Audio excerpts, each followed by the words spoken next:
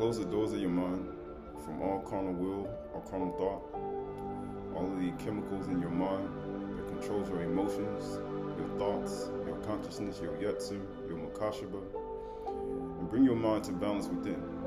Bring your heart and your mind to balance within. Bring your hands and your feet into subjection. Bring your frontal lobe and your 12 cranial nerves into subjection, your mouth, your ears, and your thoughts.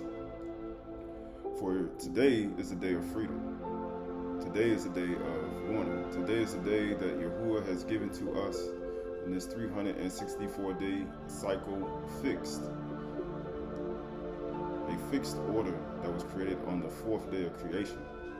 The one, Yahuwah Elohim, who's established and given us life and understanding within through his Binah Kukma Da'ath. Even the actual Sephiroths that go to the highest mind of your crown, Adar.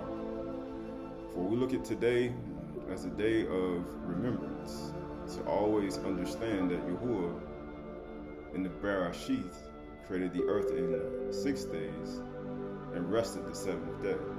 And he ceased, he Shabbat from all his work that he had done. And by ceasing from all the work that he had done, he allowed us to live and understand, and allow us to have a sign, an eighth. For the Yahudim require a sign. Goim seek after, knowing that the transitions of time and the understanding and knowledge and understanding of the one who sits in the highest Shamayim, above the Shabai Shamayim, above the Rakia, above the cosmos, above the very fabric of everything that lives and breathes and understands, and even in the Rakia, in Tartarus, as some would say in other languages, in the spirit world, that we live according to his command and his thoughts and his way, and his understanding. And he governs all Ta'ub and Ra, all evil and good. He gives, he wounds, he takes away, he makes alive. Yahuwah Elohim, it has been Yahusha who sits at his right hand, who helps govern the 7 Shabai Shamayims and the Rakia and the earth, the surface of the earth and the center of the earth. The one who gives us understanding and rulership, and what it means to understand how everything that is fixed and everything that is created is an extension of him. And everything serves him, from the rivers, the streams, the animals, the creatures, the yam, even the rocks themselves. Even the rocks that make sound vibrational frequencies when you beat on it with a hammer. Even the ones that can levitate upon the earth. The ones that can even change their density and even float in the air. Yahuwah Elohim. For we know that Yahusha, Mashiach, is a God. And we know to be a God is to be one with him. And to be in love with him is to walk even as he walked. He did no kata'ah, no sin, neither was deceit. The spirit of deceit, the demon of deceit was found in his mouth. And nor did he breathe out any lies out of his belly. For out of his belly flowed rivers of living water. And that living water allows us to live and breathe and to have life within ourselves and our consciousness and our trees to grow to a higher state and a higher mind. For today, this year, when we acknowledge him, Yahuwah Elohim, and even as we live and we breathe and we have this understanding in this temporary life, it's only a speck, a little speck of dust of what he is. Of what he is. So being alienated from our higher nature and our higher thoughts, we now bring ourselves into subjection and knowing that every single day that we yield ourselves over to him, we grow even higher and higher and higher. So this Yom, we focus our attention, we focus our thoughts, we focus our understanding. For that is the truth. For that is the truth. Enlightenment of oneself. Enlightenment within, to do thought inventory, action inventory, hearing inventory, seeing inventory, speaking inventory of your thoughts and your mind, and your own world within yourself, and your kingdom that's within you. For all these things must be cataloged and properly disposed of. Continue. For this is not, it's a busy life. So this is the book of Ashar, chapter 72, 33 through 42. right? So recapping what's already been said, going back all the way through, had some technical difficulties, but going back through Adam, all the way through his lineage, we see that Adam and Kuh were virgins. Even his son Sheth was virgin. Even if Cain and Abal was virgins, all the way through even through Methuselah and Nuach, right? Who married Naam, who was instructed by Lamech not to tell Nuach that she wasn't a virgin. You see him having Shem, having Japheth, and they were taught by Nuach and Methuselah, and understanding why he told them to marry virgins. Right? He told them to go get 3 virgins for your sons. Why? Because they needed to have virgins in order to bring it to the ark. And by bringing it into the ark, the virgins, the virginity, and they would be able to replenish the earth, like he told Adam and Kuh when he told them to be fruitful and multiply and replenish the earth. Right? And we see all of the information and things passed to Shem, right? Just like he said, he gave him all he had. Adam giving all he had to Shem, and then you see it being passed down through the lineages, and you see Nuach giving all he had to Seth. And you see Abraham, Yitzhak, and Yaakov, all of them were practicing self-control and virgins, even Yusuf himself, who was even being pressured by the woman to even lay with him. He was a virgin, and he kept himself chaste from all sexual morality and fornication. He even did that, even abstained from certain things, and abstained throughout his lineage. Then we look at the understanding of even Yahushua Mashiach being paying the bridal price, and understanding the value of it being with a virgin. And you see the value, the price that was paid for the sins of mankind. And you see how even Yahushua, when they pierced him in the side, he spilled blood on the ground, and out came blood and water. Knowing that man was formed from that Adama, and now breathing and formed from the shape, and now he breathed into the breath and giving her a new life. A new life. For you can't understand earthly things, ain't no way you can understand spiritual things. Understanding earthly things allows you to understand spiritual things of what it's like to be a Bethula, a virgin man in this life. To walk and abstain from certain things, certain thoughts, certain understandings, certain beings, certain understandings of Satan. And we can see all the transitions all through.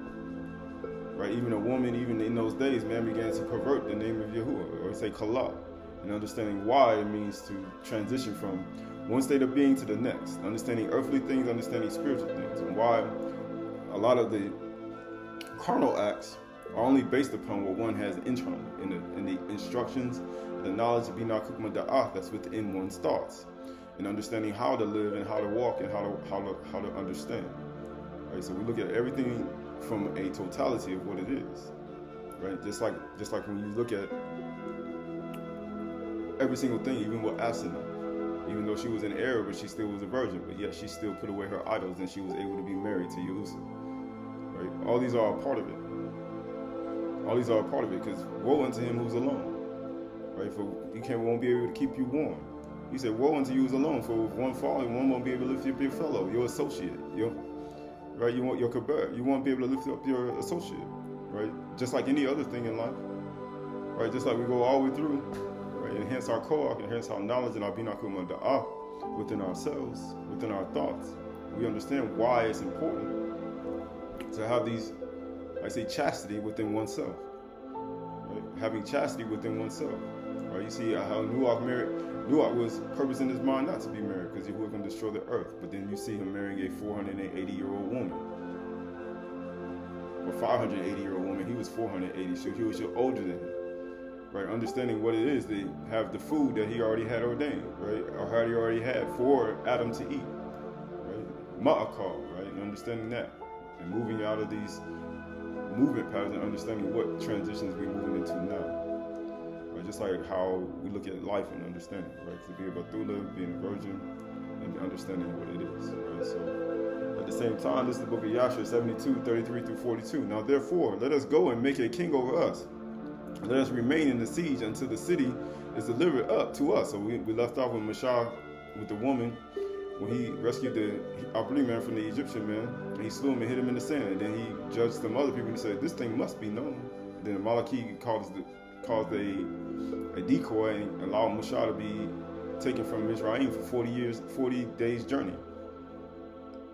But then now you see here, on this journey, he's now among the Canaanites, among Cush, and now he's amongst them. Now he's able to adapt, right? It says, now therefore let us go and make a king over us, and let us remain in the siege until the city is delivered up to us. And they wished to choose on that day a man for a king. That day a man for a king from the army of Hyrcanus, and they found no object of their choice like Mashah to reign over them. And they hastened and stripped off each man his garments and cast upon the ground and cast them upon the ground. And they made a great heap and placed Mashah on it. So they put a great heap and they put Mashah on top of it, and they made it, right, for the purpose, right? Just like Yahushua said, my servants shall be deal prudently. Or Yeshayahu, he said, my servants shall be exalted and very high, be wise. Right, because Mashah was a virgin here. They said, man, they said they couldn't even find nobody like him that was among them. Because that's the only person they could find. Because you think about a virgin full of wisdom and not understanding. He was taught by Abraham. He was taught by the highest order. He was taught by the lineage that Yahuwah chose. And then guess what happened? He stood out among all of them. And guess what happened? They put a heap and they exalted him above all. Yahushua said, if the Son of Man be lifted up, I'm going to draw all people to myself. Why do you think all the Cush falling? Why do you think they all drawn to him? And guess what happens? And they rose up and blew teruahs and with trumpets and called out before him and said, may the king live, may the king live. Right? And that's what they did to Yahushua when he came in on a donkey. They had took palm branches in their hand and they were saying, Baruch haba Hashem, Barak is he who comes in the name of Yahuwah. That's what they said. And that's what they do to him too. In verse 37, and all the people and the nobles swore unto him and gave him for a wife, Adoniah, queen, the Cushite wife of Hyrcanus. Right? So they gave him a wife of Hyrcanus. And they made Mashah king over them on that day. Made Mashah king over them on that day. And they gave him a woman. But Mashah was a virgin. He was a virgin right here. He was a virgin man, was king over them. And they say couldn't find nobody like him. And said, and all the people of Cush issued a proclamation on that day saying, every man must give something to Mashah of his possession. And they spread out a sheet upon the heap, and every man cast into it something. It said, cast into it something of what he had. One of gold earring and the other of a coin. The same thing they did when they came out of Mizraim. You said, where all these practices come from? What they do? They took gold and earrings and they made an idol. They made an idol. Right? That's why you think Yahushua said, he said, the Son of Man, I'm going to draw all people to myself. Right? They made an idol of Mashah, and that's what people do today. They make an idol of him. They worship him. Right? It's the same thing people do today. But you see him, Mashah was a virgin man, full of wisdom and understanding, and guess what happened? It says, the wicked going to lay it up, and the righteous going to put it on. You see right here. There's also onyx stones, bdellium, pearls, marble.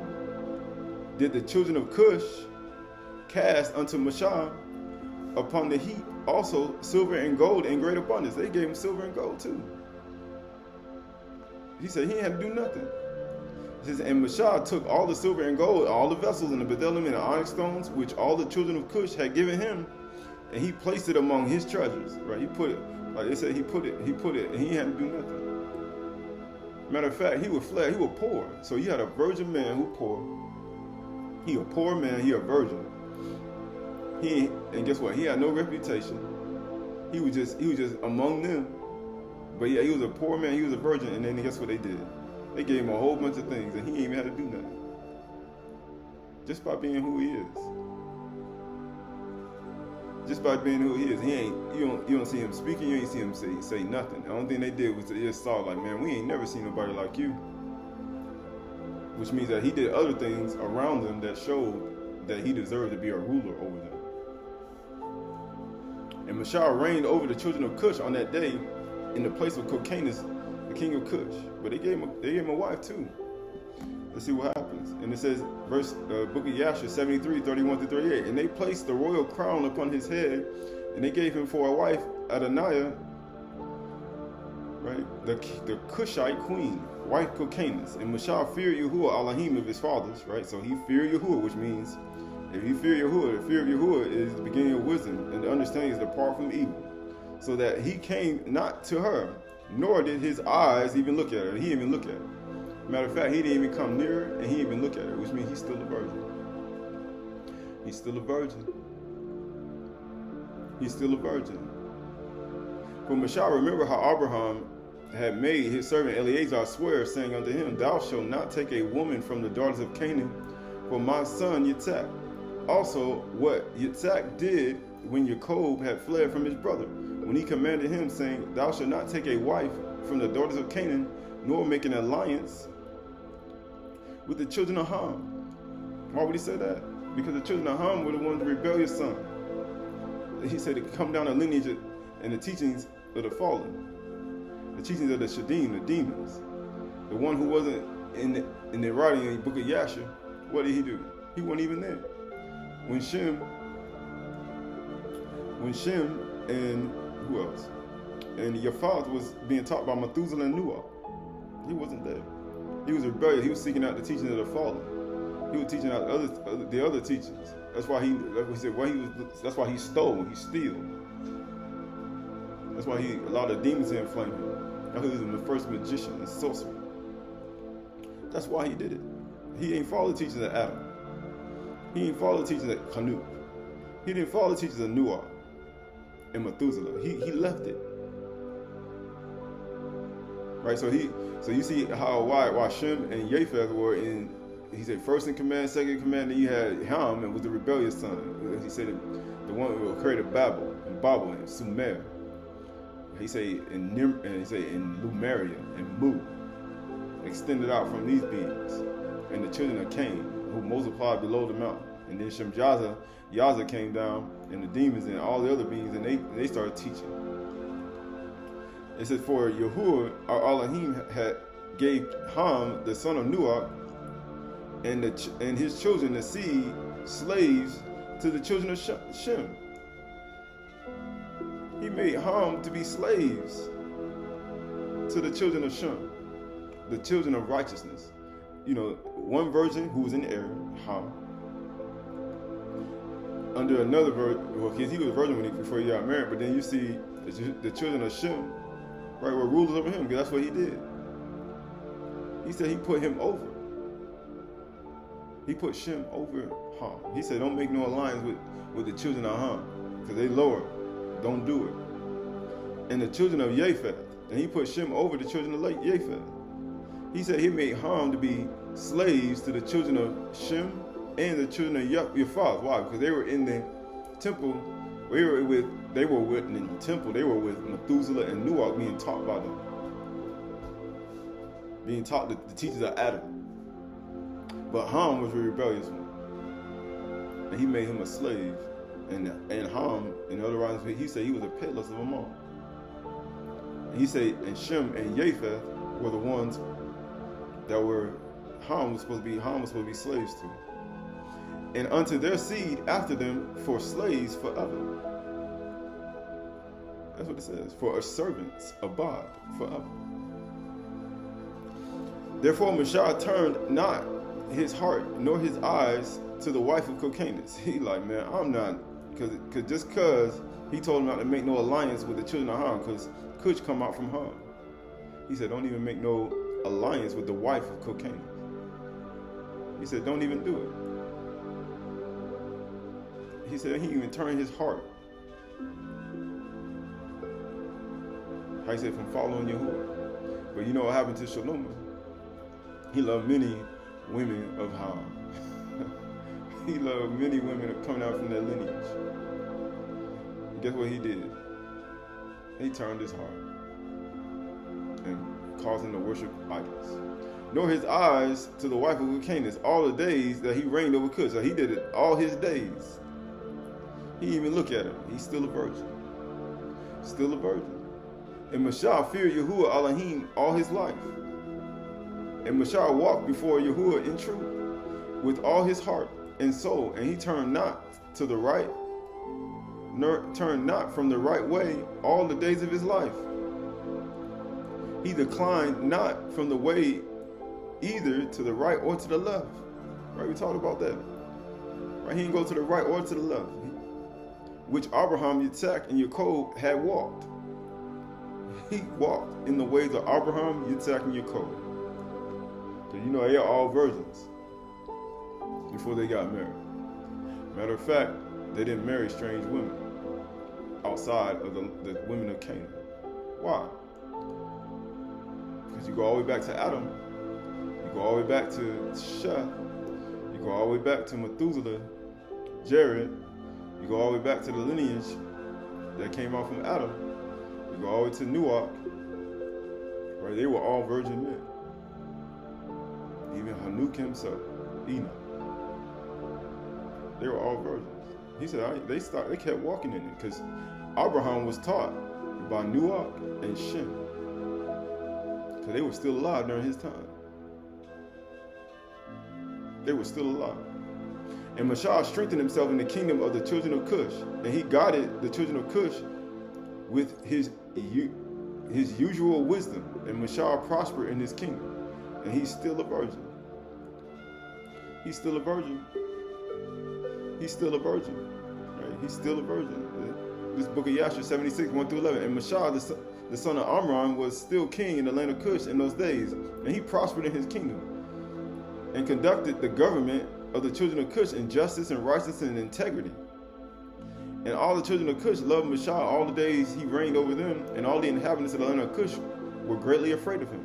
And in the 14th year, he said, 14th year of the reign of Ashar over Cush, Ashar was sitting on the royal throne while Adani the queen was before him, and all the nobles were sitting around him. And Adani the queen said before the king and the princes, says, "What is this thing which you, the children of Cush, have done for a long time? Surely you know that for 40 years that this man has reigned over Cush and has not approached me, nor has he served the gods of the children of Cush." He's like, man, this man's still holding to the teachings of Abraham, Yitzhak, and Yaakov. And he's still walking in the ways of his fathers, of Noach and Shem and Adam. And all the way back to the beginning. He's still following the ways of Noach and Cush, Noach and Shem. Abraham, Yitzhak, and Yaakov. He's still following their ways. And he ain't worshiping our gods. But yet he's still on our throne. He said for 40 years. And guess what it says? And the woman rose up and said this, and now see what happened. "And now therefore, hear, O children of Cush, let this man no more reign over us, reign over you, for he is not our flesh." He's like, man, look at this man. This man has not even looked at me. This man hasn't even touched me. Matter of fact, he don't even worship our gods. Because that's the only way you're going to touch a woman like that. You're going to have to worship their God. You think Ashar was going to lose his virginity to a woman like that? You think he was going to defile himself? No. It says, "Behold, Menacrus, my son is growing up." So she like, man, look at, I got a son. My son growing up. Right? Because she had a child with King Qahalath. And she like, man, my son growing up. Let him reign over you. He's like, man, let him reign over you. For it is better for you to serve the son of your master than to serve a stranger, a slave king of Mizraim. So she rose up, just like the Mizraim's wife, but she rose up, trying to get him cast out, trying to have something happen, because he ain't touching her. And all the people, the nobles of the Cush, heard the words of Adonai the queen had spoken in their ears, and the people were preparing until the evening. And in the morning they rose up early and made Menacrus, the son of Qahalath, king over them. And all the children of Cush were afraid to stretch forth their hand against Ashar. He said, "You ain't gonna." They were afraid to touch you, who is Mashiach, his anointed. He said, "You weren't afraid to put out your hand and touch you, who is Mashiach. You weren't afraid." That's what Daud did. He said, he told the young man to go slay him and kill him. They were afraid to do it. They were afraid to touch Yahushua Mashiach. Matter of fact, they were afraid to touch Mashah. But not Yasharal and Yehuda. When Yahushua came on the scene, they put out their hand and touched Yahushua Mashiach. They touch Yahuwah's anointed, and they all should die. But yet Yahuwah said, "What? I redeemed you, not with corruptible things as silver and gold, with my innocent blood." And he said he said they were afraid, for Yahuwah was with Mashah, and the children of Cush remembered the oath that they swore to Mashah, therefore they did not harm him. So they held to their word, and people can't even hold to their word today. They held to their word. But the children of Cush gave presents to Mashah and sent him away in great honor. They still honored him. Even though the queen rose up complaining about their gods and her not being touched, not even being looked at for 40 years, and he would not even go nowhere near her, and he still was a virgin. He still was a virgin. For 40 years, he still was a virgin. Do you think that's a great thing? You see Adam standing for 7 years. This man ain't did nothing 40 years. 40 years. And he's sitting there, he has ample opportunity. He got all the power and cushion. He could have been with any woman he wanted. He didn't. Because he wasn't supposed to take a woman up there. Let's see. This book of Yashar 77, 32 through 41. And Zipporah answered her father, saying, "Surely thou hast heard that Elohim of the Abri is a great and awful, and does wonders for them at all times. Was who delivered Abraham from Ur the Chaldees, and Yitzhak from the sword of his father, and Yaakov from the Malach of Yahuwah, who wrestled with him at the ford of Jabbok. Also with this man has he done many things. He delivered him from the river of Mizraim, and from the sword of Pharaoh, and from the children of Cush. So also can he deliver him from the famine, and make him live. And the thing seemed good in the sight of Ruel, and he did according to the word of his daughter, and sent to the dungeon to ascertain what became of Mashah. Because Mashah was thrown in prison. Because when he left Cush, he came into, the Midianite came. And then what happened? He was thrown into prison because he thought he was a liar. And he was there for 10 years. And Zipporah supported him for those 10 years while he was in prison and kept him alive. Right? And then it says right here, and it says, and this thing seemed good in the sight of Ruel, and he did according to the word of his daughter, and sent to the dungeon to ascertain what became of Mashah. And he saw that, and behold, the man Mashah was living in the dungeon, standing upon his feet, praising and praying to Elohim of his ancestors, just like Yusuf was, in prison. And Ruel commanded Mashah to be brought out of the dungeon, so they shaved him and changed his prison garments, and he ate bread. Why? Because they cleaned him up. And they shaved his beard, because all that stuff growing, he ain't have nothing to groom himself. And afterwards, Mashah went into the garden of Ruel, which was behind the house, and he prayed to Yahuwah his Elohim. And he went to the garden. He went to a peaceful place. He went to a garden right behind his house. And he went to go pray to Yahuwah his Elohim, who had made mighty wonders for him. And it was while he was praying, he looked opposite of him, and behold, a sapphire stick was placed in the ground, which was planted in the midst of the garden. And he approached the stick, and he looked, and behold, the name of Yahuwah Elohim of hosts was engraved thereon, written and developed upon this stick. Right, just like Ashar, she belonged to the goddess Neith. That's what we talked about before. And she had she put all her earrings, her garments, her bracelets, and all the goddess was actually marked on the actual bracelets and all the things she wore. But you see on this stick was inscribed the name of Yahuwah, right? And he read it and stretched forth his hand and plucked it like a forest tree from the thicket, and the stick was in his hand. It was in his hand, right? And this is the stick with which the works of Elohim were performed, after he had created Shamayim and earth and all the hosts of them, seas and rivers and all their fishes. It says, and when Yahuwah had driven Adam from the garden of Eden, he took the stick in his hand and went and tilled the ground from which he was taken. And the stick came down to Nuach, was given to Shem and his descendants until it came into the hand of Abraham the Abram. Why? Because they passing it down. Just like any other thing, you pass it. He's saying passing it down from generation to generation to generation. Adam to, you see, you're going from Adam to Shem to Nuach to Abram, right? All the way through the lineages. Right? Because that's how it operated. It says, and when Abraham had given all he had to Yitzhak, he also gave him the stick, right? Just like you talk about giving all he had, just like Nuach gave all he had to Shem. Adam gave all he had to Shah, right? And it came down the lineages.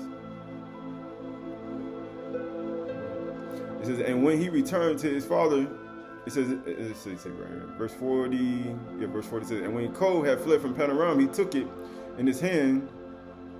Actually, verse 45, and when Abraham had given all he had to Yitzhak, he also gave him the stick. And when Yaakov had fled from Panorama, he took it in his hand. And when he returned to his father, he had not left it behind him. And when he went down to Mizraim, he took it into his hand and he gave it to Yusuf. And Yitzhak gave it to Yaakov, and he gave it to Yusuf, one portion above his brother. For Yaakov had taken it by force from his brother Asu, because Asu, how you say, tried to steal it. It's just like any other thing. And after the death of Yusuf, the nobles of Mizraim came into the house of Yusuf, and the stick came into the hand of Uriel the Midianite. And when he went out of Mizraim, he took it in his hand and planted it in the garden. And all the men of the Kenites tried to pluck it when they endeavored to get Zipporah his daughter, but they were unsuccessful. So he had to take this stick of Adam that was passed out from Adam to marry his daughter Zipporah. So what was Zipporah? Because Adam, when he took the stick up, he married a virgin. So what do you think Zipporah was? Was it King Kilcanus' daughter? Was wife? When he died? No. He's like, I can't take that woman. But Zipporah, and guess what happens? So the stick remained planted in the garden of Uriel until he came who had a right to it and took it. And by him taking that stick of Adam, because he was a virgin when he took that stick. Remember, he's still a virgin in the prison. And then comes Zipporah supporting him for 10 years. And now he done took the stick that's in these writings, and guess what happens? Now he gonna get his Zipporah, his daughter. And guess what happened? And when Uriel saw the stick in his hand of Mashah, he wondered at it and gave him his daughter Zipporah for a wife. Now Mashah went from being a non-virgin to being with a virgin, and he got the stick of Adam, and there's two virgins together. Right? It's Bereshit 25:1. And now Abraham took another wife, whose name was Keturah. She bore him Zimran, Joktan, Medan, and Midian, Ishbak, and Shua. Joktan fathered Sheba, and Dedan, the son of Dedan, and Asherim, and Lethuzishim, and Lumi. The sons of Midian were Ephah, Hanok, Abia, Eldah. All these were the children of Keturah. Abraham gave all he had to Yitzhak. He gave all he had. He gave all he had, even the stick. He gave him the rulership over the family. He gave him the rulership over the family, to be the Kahan, the teacher of the family, the instructor. So he was the most upright in the family. That's why. And guess what happened? Bereshit, this is the Aramaic Targum volume, Targum Pseudo Jonathan, Genesis 25, 1 through 6. And Abraham took another wife. Right, this is another translation, but watch. And Abraham took another wife, whose name was Keturah. It says she is Hagar, who was bound to him from the beginning. It says she is Hagar. And guess what? She bore him Zimran, Joktan, and Midian. Why we keep talking about the Midian? Right, because they come out from the lineage of Abraham, Midian.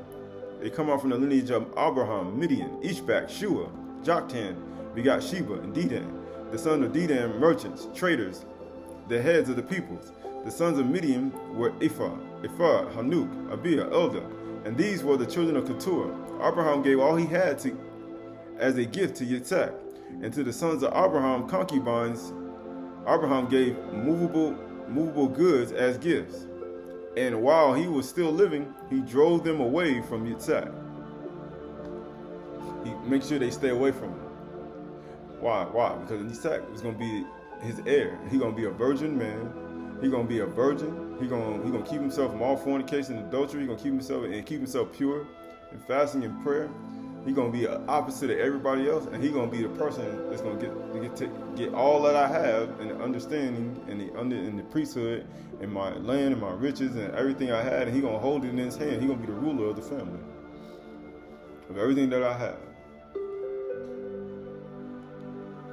That's what he's going to be, and he had to stay a virgin to do that. He has to. He has to stay a virgin to do that. And Abraham made sure everybody stayed away from him, so they could not influence him, so he could not see it, so he could not be quarreling, fighting. People saying, why when he got married to Rebecca, why he ain't quarreling, fight? Because he was taught by his father Abraham not to do it. Why he ain't going around slandering and doing all those things? Because he was taught by his father Abraham not to do it. That's why he still prospered. That's why no matter what the Canaanites did to stop up his wells, they couldn't stop him, because he never would pay it. He would just continue to move forward. He was a virgin man. And Rebecca was a virgin. They all were virgins. They all were virgins. They all were virgins. Right? So the only reason we talked about Midian, because when you look at the word Midian in that same verse in ESV, in the Hebrew, I believe it's Shanym, is Midan. It says what? The tribe of the Midianites, the Arabians, the tribe. It says the descendant of Midian, son of Abraham, Midian. So when you start seeing Mishah marrying a Midianite daughter, they were taught by Abraham. Those men were taught. The shepherds of Midian, the Ra's of Midian, they were all taught by Abraham. And guess what happened? He had a virgin daughter named Zipporah, because Abraham taught his family to be virgins. And guess what? Mishah ended up marrying from his father Abraham's house, from another mother. He ended up marrying into his father's house. And guess what? She had all the behaviors of the women of the fathers that he's supposed to marry, not Kilcanus of Cush, who worshiped idols. Zipporah worshiped and served and did everything according to Yahuwah. All at the same time. That's why he had to be in prison for 10 years. And he said he had to maintain his virginity all that long. Yep. He had to be built up into the person he was. But he said a Midianite. They all descend out from Abraham. This is Shemuth, Exodus 2:16-22. Now the priest of Midian had the Kahan of Midian had 7 daughters. What do you think they doing? Where do you think they learned that from? The priest of Midian. What do you think? What type of practices do you think they got? He had 7 daughters, and they came and drew water and filled the troughs to water their father's flock. The shepherds came and drove them away, but Mishah stood up and saved them. She had 7 daughters, and he saved them and watered their flock. And when they came home to their father Ruel, he said, "How is it that you have come home so soon today?" They said, "And Mizraim delivered us out of the hand of the shepherds, and even drew water for us and watered the flock." And he said to his daughters, "Then where is he? Why have you left the man? Call him, that he may eat bread." And Mishah was content to dwell with the man, and he gave Mishah his daughter Zipporah. He was content to dwell with him. But let's see. And she gave birth to a son. So why would he marry this woman, but he wouldn't marry. He wouldn't touch Canaan and Cush. She worshipped dumb idols, and she was a strange woman. He said, "Don't make no alliance with the children of Ham." He said, "Don't even do it." But then you see here, he marries a poor, which means she had to be doing something. And he comes out from the lineage of Abraham too. So you know, Abraham taught his children and his family and his concubines and his whole house the ways of Yahuwah. That's what he did. It says, and he called his name Gershom, and he said, "I have been a sojourner in a foreign land." Right? They named it their children after their circumstances. The book of Ashar, 78, 7-8. And in those days, Mashah, the son of Amram, because that's what he was, a son of a priest, a Kahan, in Midian, took Zipporah, the daughter of Ruel the Midianite, for a wife, who came out from Abraham, who was taught. The women were taught a certain way. The children were taught a certain way. The men were taught to be virgins. They were taught to abstain from certain things. They were taught to walk a certain way. They didn't do certain things. And guess what? For a wife. And Zipporah walked in the ways of the daughters of Yaakov. That's why. That's why Mashah was able to be with her. He didn't say, "Oh, I can't touch her. She's a strange woman. She's not from my family, the type of family I come from." No, he knew. Mashah knew what type of woman she was. What lineage she came from. He had 10 years to talk to her while he gave her bread for 10 years. It says, daughters of Yaakov. She was nothing short of righteousness of Sarah, Rebecca, Rachel, and Leah. And then we were talking about Ashar, who came off of, who was the daughter of Dinah, as it was saying. It said she was tall as Sarah, she was beautiful as Rebecca, right? She was chaste like Rebecca, she was beautiful like Rachel, and she was more beautiful than any virgin that ever was in the tribe of Yasharal. And guess what? The only thing she did was worship idols, but she still was a servant. She was a servant too. Man, she was instructed. Amazingly, the priests, even though they were in error, they still instructed her to stay a virgin and chaste, but they had other gods still. But they were in error. So why, when Mashah married this woman, they must not have been in error. She must not have been worshiping other gods, because that's the only reason he even married her, Zipporah, a Midianite woman, came out from the lineage of Abraham, which means that these people had the teachers of Abraham. And they worshiped Yahuwah. The gods of Abraham, Isaac, and Jacob. That's the only reason he did it. But this is the Aramaic Targum, Palestinian Targums. XLV says, Canaan, page 368. So this is, and it says, and the voice of your words were heard before Yahuwah when you spake with me. And Yahuwah said to me, all the words of this people which they have spoken with thee are heard before me, and all that they have said is good. Oh, that disposition of their heart were perfect as this willingness to fear me and keep my commandments all the days, that it may be well with them and with the children forever. Oh, that they may have a good heart. Right now, you see, this is the Aramaic Palestinian Targum to Dabarim, chapter 5. I think it's 5, chapter 5. It says, now therefore, it says, now therefore, separate from thy wife. It says, now therefore, separate from thy wife. Now he's telling Mashah to separate from thy wife, that with the orders, it says, that with the orders above, thou mayest stand before me, and I will speak with thee. So he's abstaining from the marriage bed. He said, separate from thy wife. He said, separate from Zipporah. Separate from her. Separate from thy wife. Guess what it says? And I will speak with thee the commandments and statutes and judgments, right? So he had to separate from his wife. Now you see why a lot of practices, that's why Shaul said, I'd rather have you even as I. Right? You see all these people separating from the marriage bed. Right, so they can understand the commandments, statutes, and judgments. That's the only way you're going to be able to do it. He had to separate from the marriage bed, which means he had to abstain from intercourse. He had to abstain from certain things. That's why Adam was sleeping on top of the cave. That's why certain people separated from certain things. And guess what it says? Which thou shalt teach them to perform in the land that I give to inherit. So he had to separate from the marriage. He had to separate from his wife to do that. He had to separate from her to do that. To get the instructions on what to teach his family. Whether he's, because remember, he the head priest. He said he the head of his family. Because remember, it was Amram's family that brought them out. Miriam, Aharon, and Mashar all came from the same biological family. He was the head Kahan. Because remember, he gave all he had to Yitzhak. He gave all he had to Yaakov. He gave all he had to Yusuf. He said, and Midianite took the actual thing. He gave all he had to Mashar. Yahuwah did that. Adam gave all he had to Shet. Methuselah gave all he had to Noah. Noah gave all he had to Shem. They all passed to the lineage. For he says, separate from thy wife, right?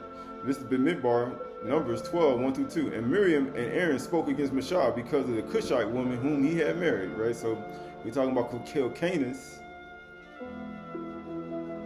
wife. For he had married a Cushite woman, right? Did he marry a Cushite woman? No, they gave her that woman. They gave her that woman. They gave her that woman. And they said, has Yahuwah indeed spoken only through Mashar? Has he not spoken through us also? And Yahuwah heard it. Why? Because she was a strange woman. So they looking at his error. They're looking at the error of the Cushite woman he married. Right? They're looking at the error of the Cushite woman he married. He married that Cushite woman. That's all they're looking at. That's what his family is looking at. They're looking at his error. The family is looking at him. The family, his biological family. That's not some regular people that you just met on YouTube, Facebook, Instagram. This ain't some random people you just met on the visited. Right? This ain't got nothing to do with that. This is his biological family coming at him. Right? That's what it is. This is his biological family. And they said, has Yahuwah indeed only spoken to Mashar? Has he not spoken through us also? And Yahuwah heard it. Why? Because Miriam was moved by the Ruach HaKodesh and told her father Amram, who was a priest, a Kahan, right? And he told him by the Ruach HaKodesh that you're going to have a child. You're going to have a son. And he's going to deliver them from Mizraim.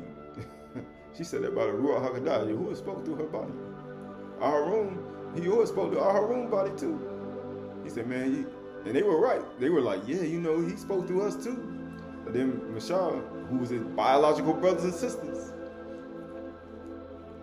those his biological brothers and sisters. And guess what they did? They spoke against him. But he told them to separate from their wife so I can teach you these things. And you'll be able to teach and the other people. I can't teach you something while you are not abstaining from the marriage bed. This Aramaic Palestinian Targums, NASA. It says 20. It says 25, right? Section 36. It says, and Miriam and Aharon spake unto Mashar words that were not becoming with respect. That's what it said right here. To the Cushite woman, Cushite whom the Cushite had called. It says whom the Cushite had caused Mashar to take, right? They caused him to take her. Whom the Cushite had caused Mashar to take when he had fled from Pharaoh. They spake against him with common respect. It says, but whom he had sent her away. He sent her away. He put her away because she wasn't of the lineage of Yasharal, right? And guess what they did? And Miriam and Aharon spake against Mashar about the Cushita whom he had taken. But observe, the Cushite wife is not Zipporah, the wife of Mashar, but a certain Cushita of a flesh different from every creature Whereas the poor, the wife of Mashal, was of a comely for and beautiful countenance, and more abundant in good works than all women of her age. So you had a Kokanah, they said a Kushita woman. She said, man, her flesh is different. Because, you know, they come out from the lineage of Cush, from the lineage of Ham. And we read in the other writings that Ham was more pale than everybody else. And guess what it says? It says, and they said, have Yahuwah spoken only with Mashah, that he should be separated from married life? He said, you're going to separate from married life? Has he only spoken to you so you can be, that you should be separated from married life? Because they like, you put away the Cushite woman whom you married and whom they caused him to marry. He said, has Yahuwah only spoken to us that you should be separated from married life? Or he said, separate from your wife. But it says, have not, it said, has he not spoken with us also? And it was heard before Yahuwah. But Mashal was more bowed down in his mind than all the children of men upon the face of the earth, neither cared for their words. They said he was more bowed down. He didn't even care for their words, what they said. He says, has Yahuwah only spoken through us? Is he only spoken through Mashal? He said, has he only spoken through Mashal? Because they were talking about the woman he married. Right? So this is the book of...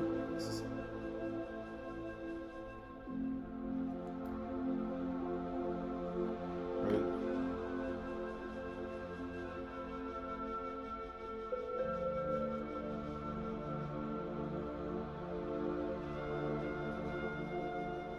Right. So this is and continue on. And Yahuwah said to Mashah, to Aaron and to Miriam, come forth, you three, to the tabernacle. And those three went forth, and the Kabbalah of Yahuwah was revealed in the cloud of Kabbalah. And he stood at the door of the tabernacle and called Aaron and Miriam, and those two came forth. And he said, hear now my words while I speak. Have any of the Nabi'im who have arisen from the days of old been spoken with Mashah? Spoken as Mashah hath been? But this is still Aramaic talkings. To those Nabi'im, the word of Yahuwah have been revealed in apparition, speaking with them in a dream. Not so in the way of Mashah, my servant. In all the house of Yasharal, my people, he is faithful. Not so is my servant Mashah among all the company of Nabi'im, the chiefs of my court. Speaker with speaker have I spoken with him, who have separated himself from married life. Right, now you see, he said, who is Mashah? He's separated from married life. He said he's separated from the married life, the marriage bed. Not saying he wasn't still married to the poor, but he had to separate from the marriage bed, which means he wasn't thinking about intercourse. He was a virgin man before he got married too.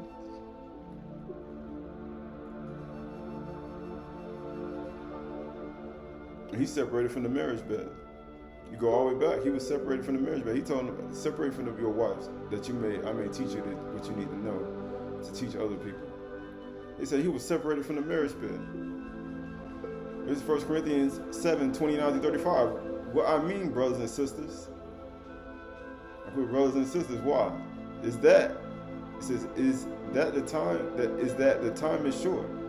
From now on, those who have wives, well, it says, what I mean, brothers, is that the time is short. From now on, those that have wives should be as if they do not. Why? He said, be as though you don't have one. Because you're supposed to be seeking out the instructions and what to teach your family. You're supposed to be seeking out the instructions that you may learn. He said, be as though you have none. Time is short. He said, those who mourn as if they did not, and those who are happy as if they were not. Those who buy something as if it were not theirs to keep, because everything is temporary. And those who use the things of this world as if not engrossed by them in them. For this world in its present form is passing away. Right? You look at this world today. He said, separate from the marriage bed, separate from married life. Let me teach you the instructions on what you need to do and what you need to know. He said, time is short. This is Yukonon 6, 52 to 58. And the Yahudim then disputed among themselves, saying, how can this man give us his flesh to eat? So Yahushua said to them, truly, truly, I say to you, unless you eat my flesh of the son of Adam and drink his blood, you have no life in you. So you look at we talked about the grape. He said the flesh and the grape, and you had the seed on the inside. He said, unless you eat my flesh and drink my blood, you have no life in you. He said, doesn't like the ear taste the word as the plate does the food? He said, if you don't eat my flesh and drink my blood, you have no life in you. He said, whoever feeds on my flesh and drinks my blood has eternal life, and I will raise him up in the last day. For my flesh is true food, and my blood is true drink. Whoever feeds on my flesh and drinks my blood abides in me, and I in him. Just like you eat grapes, just like you drink wine, just like you consume bread. He said, if you eat my flesh and drink my blood, you have no life in you. He said, you have death. Right? He says, as the Father sent me, and I live because of the Father. So whoever feeds on me, he also will live because of me. He said, I live because of my Father keeps me alive. And if you eat from what I eat, if you eat what I'm telling you, then you're gonna live too. So this is the bread which came down from Shamayim, not like the bread that their fathers ate and died. Whoever feeds on this bread will live forever. He said, eat my flesh and drink my blood, you have no life in you. When you eat that bread, it's how you say, it's flesh. When you drink the wine, it's blood. How you think when Shem came out he was the king of the priesthood of righteousness. He came out of, in the Arabic time, Jerusalem or Salem, and guess what he did? He brought bread and wine. He said, if you don't eat my flesh and drink my blood, you have no life in you. And then guess what he did? He baraked him, even as Yusuf baraked Asalam. He baraked him and blessed him. And he said, Barak be Abraham of Alayum, of Shamayim and earth.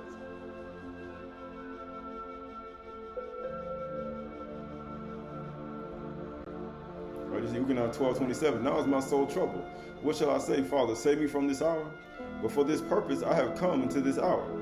I will kabod your name. Then a voice came from Shamayim. I kabod it, and I would kabod it again. The crowd that stood there and heard it said that it had thundered. Others said, and a malach had spoken with him. Yahushua answered, this voice came for your sake, not mine. Now is the judgment of this world. Now is the rule of this world be cast out. And when I am lifted up from the earth, I will draw all people to myself. And he said this to show what kind of death he should die. Why do you think when all the people stacked up all of the goods and they made a heap and put Mashar on top of it? He said, the son of Adam will be lifted up. I'm going to draw all people to myself. He said the son of Adam will be lifted up. Why do you think they had it in his hand? Why do you think Mashar had the stick in his hand? From the Midianites that extended him out from Abraham, whom he passed down and gave all he had on his lineage. He said, I'm going to be lifted up. I'm going to draw all people to myself. So this book of Yukonon 18:1-14. After Yahushua had spoken these words, he went out with his disciples across the brook Kidron, where there was a garden, right? The same place where Mashar went to go pray and Barak Yahuwah for all the wondrous works that he had done. He went to a garden. Now Yehuda, his betrayer, also knew the place because Yahushua had often met there with his disciples. So Yehuda brought a band of soldiers and his officers from the chief priests and the Pharisees, and they arrived at the garden carrying lanterns and torches and weapons. Right. So now you see why when Noah and Methuselah right, taught Abraham. Well, when Shem and Nuach taught Abraham, he said nobody knew where he was when he was learning all that stuff. They said he didn't know where he was for 39 years. He said nobody knew where he was for 40 years. They said he didn't know where he was. But Judas, your betrayer, know where you at.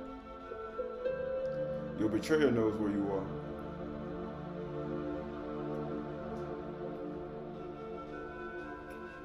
Right, so verse 4 says, and Yahusha, knowing all that was coming upon him, stepped forward and asked him, whom are you seeking? He's like, I already know what's going to happen. He said, and knowing their thoughts, does this also offend you? He said, I already know what's going to happen. He said, whom are you seeking? Yahusha of Nazareth. And they answered, Yahusha said, I am he. And Judas, his betrayer, was standing with them. And when Yahusha said, I am he, they drew back and fell to the ground. They all hit the ground. They fell to the ground. Why do you think they all fell to the ground when Ashar was put on the heat? He said they all fell to the ground. So he asked them again, whom are you seeking? Yahusha of Nazareth. They answered, I told you that I am he. Yahusha replied, so if you are looking for me, let these go. This was to fulfill the bar that had been spoken. I have not lost one of those you have given me. Then Shimon Kaf drew his sword and struck the servant of the high Kohen, cutting off his right ear. The servant's name was Malchus. He said, put your sword back in your sheath. Yahusha said to Kaf, what shall I not drink of the cup my father has given me? Then the band of soldiers with its commanders and officers and the Yahudim arrested Yahusha and bound him. They brought him first to Ananias, who was father-in-law of Caiaphas, the high Kohen that year. And Caiaphas was the one who advised the Yahudim that it was better that one have died for the people. It's better that one have died for the people. This book of Matthew 27 through 30. Then the soldiers and the governors took Yahusha into the governor's headquarters, and they gathered their battalion before him. And they stripped him and put on a scarlet robe on him. And they said, and twisting a crown of thorns, and they put it on his head and put a reed in his right hand. Right? That's why when Ashar went to the garden, he grabbed a stick in his hand that were passed down from Adam all the way to even to Ashar. He had a stick in his hand, and they put a reed, a crown of thorns, showing that he was Adam. But thus thou art, and thus thou shalt return. Thorns and thistles is going to yield you. Because he was passed down all the way to the lineage from Adam. And he put it in his hand. He used that same stick to till the ground. Because he had the rulership. He was the ruler. He was the king of the priesthood of righteousness. He was a king and a priest. And guess what it says right here? And twisting a crown of thorns, they put it on his head and put a reed in his right hand, and kneeling before him, they mocked him, saying, El Malach of the Yahudim, King of Salam. They mocked him. They mocked him.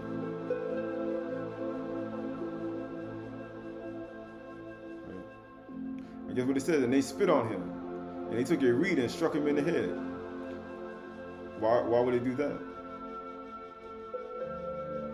Because in those days that we talked about before, when after Adam bore Shah, he said in those days man began to Qahalath, man began to profane the name of Yahuwah. He said, how did profane the name of Yahuwah? By beating him in the head in a reed.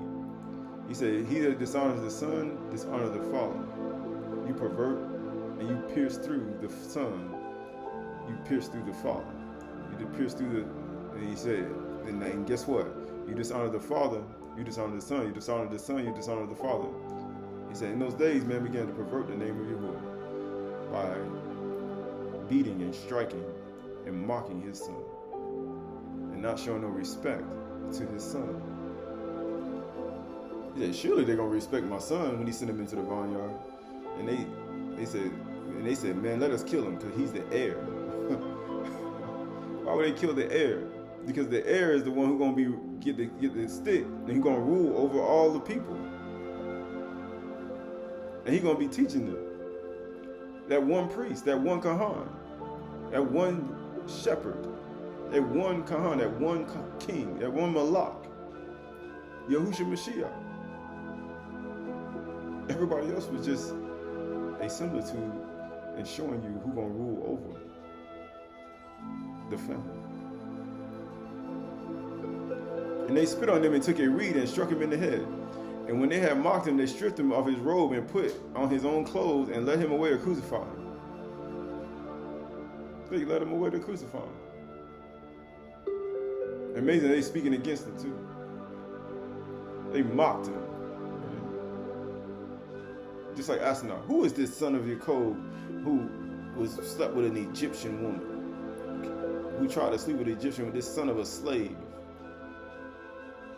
But when she saw him, she repented. She said, I spoke evil against the son of Elohim. He said, examine the trees, you sons of Elohim, and be afraid to do wrong in his presence. Examine the Shamahims and the trees. He gave all these things for you. Right? And they spit on him and took a reed and struck him in the head. And when they had mocked him, they stripped him of his robe and put on his own clothes and led him away to crucify him. Mark 15, 19 through 21. And they were striking his head with a reed and spitting on him and kneeling down in homage to him. And when they had mocked him, they stripped him of the purple and cloak and put on his own clothes on him and led him away to crucify him. And they compelled a passerby, Simon Cyrene, who was coming in from the country, the father of Alexander Rufus, to carry his cross. He said, woe unto you who's fallen, who's alone. For you won't have nobody to lift you up. Lift up his associate, his fellow, his kaber. He said, woe unto you who's alone. He said, one fallen, they'll be able to lift you up.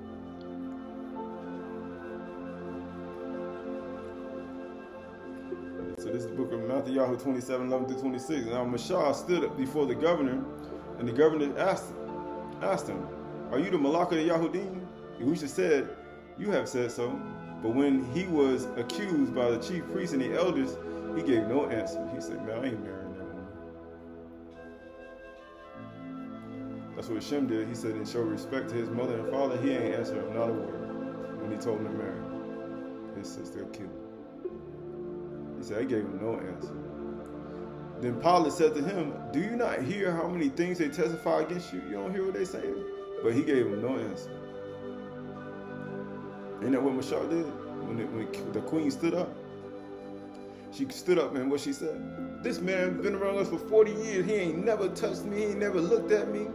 Matter of fact, he stood before all the governors and the princes too. He ain't never touched me. He never looked at me. Matter of fact, he never worshipped our idols. Why do you think Yahushua ain't worshiped that temple they were in? Made of gold and all the stuff that they do. And all the idols they had. Why do you think he wasn't offering no animals and killing animals? Why do you think he wasn't doing none of that? He said, man, I ain't never worshiped your God. I ain't never gave no offering to idols though. I ain't never did none of that. I ain't never worshiped your idols. I ain't never worshiped your gods. And guess what Ashar did? He gave him no answer. He ain't give her no answer to things that she said about him. The same thing Yusuf did. The woman accused him of so many things. He came in to laugh at us. He came in here and he tried to lay with me, but I screamed out and I yelled. Yusuf gave him no answer. And he put him in prison, and he fasted and prayed, and he barak Yahuwah. He gave no answer, not even to a single charge, so that the governor was greatly amazed. Yusuf didn't give nothing to a single charge, and he was thrown in prison for 12 years. When Ashar was accused by Uriel that he fled from Israel and he threw him in prison for 10 years, man, he gave no answer. He ain't even try to defend himself. The same thing happened when you look at all through this. And get what it says. Now at the feast, the governor was accustomed to release the crowd one prisoner whom they wanted. And they had 10 notorious prisoners called Barabbas. So when they had gathered, Pilate said to them, whom do you want me to release to you, Barabbas or Yahushua, who is called the Mashiach? For he knew that it was for envy that they had delivered him up. Besides, while he was sitting on the judgment seat, his wife sent word to him, have nothing to do with this righteous man. Huh? He said, have nothing to do with the king of the priesthood of righteousness, Malak Sadiq of Jerusalem. This righteous man. The man got the stick in his hand to read, and he ruled over Yashar, and he bringing out bread and wine. He gave it to his disciples. He broke it. Take, eat. This is my body broken for you. Drink the wine. This is the blood of the new Bereath. This is a covenant.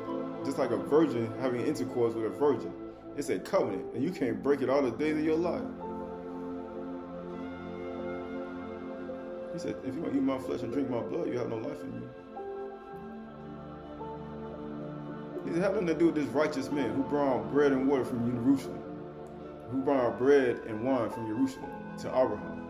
Have nothing to do with this righteous man. He Malak Sadiq. Malak Sadiq.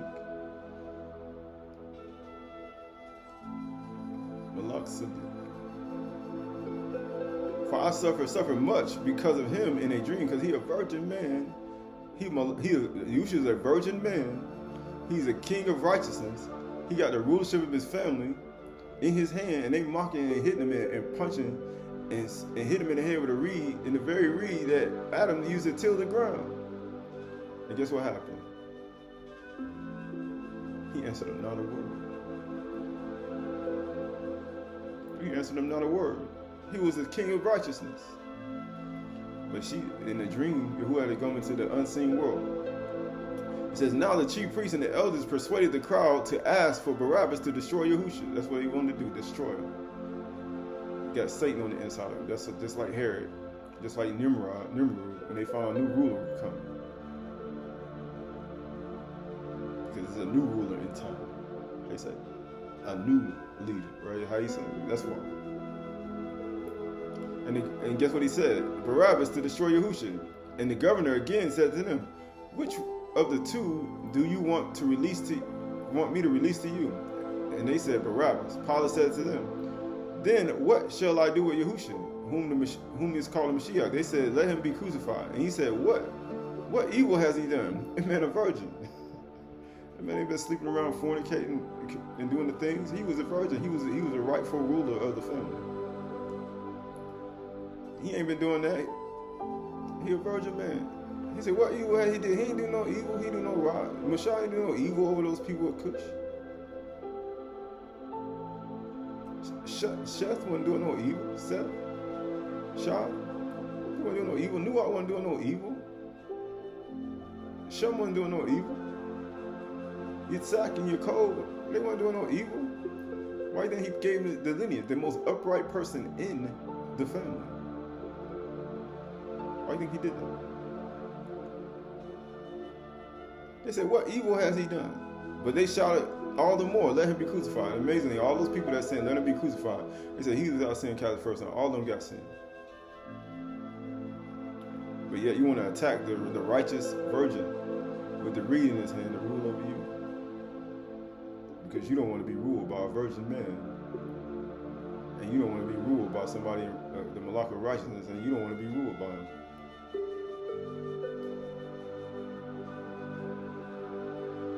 Because he's now, because when you follow Yahushua, he's saying, now he's telling you to abstain from the marriage bed. I even teach you. Which means you're going to have to abstain from a lot of things, right? And they shouted all the more, let him be crucified. So when Pilate saw that he was gaining nothing, but rather that a riot was beginning, he took water and washed his hands before the crowd, saying, I am innocent of this man's blood, of this virgin blood. I am innocent of this virgin blood. Then he released for them Barabbas, and having scourged Yahushua, and delivered him to be crucified. Mark 15, 19 through 21. And while they were striking his head with a reed, and spitting on him, and kneeling down in homage, and when they had mocked him, they stripped him of his purple robe cloak, and put on his own clothes on him, and they led him away to crucify him. And they compelled a passerby, Cyrene, who was coming into the country, his follower Alexander Rufus, to carry his cross, and they brought him to the place of Golgotha, which is the place of skull. And they brought him to the place of death.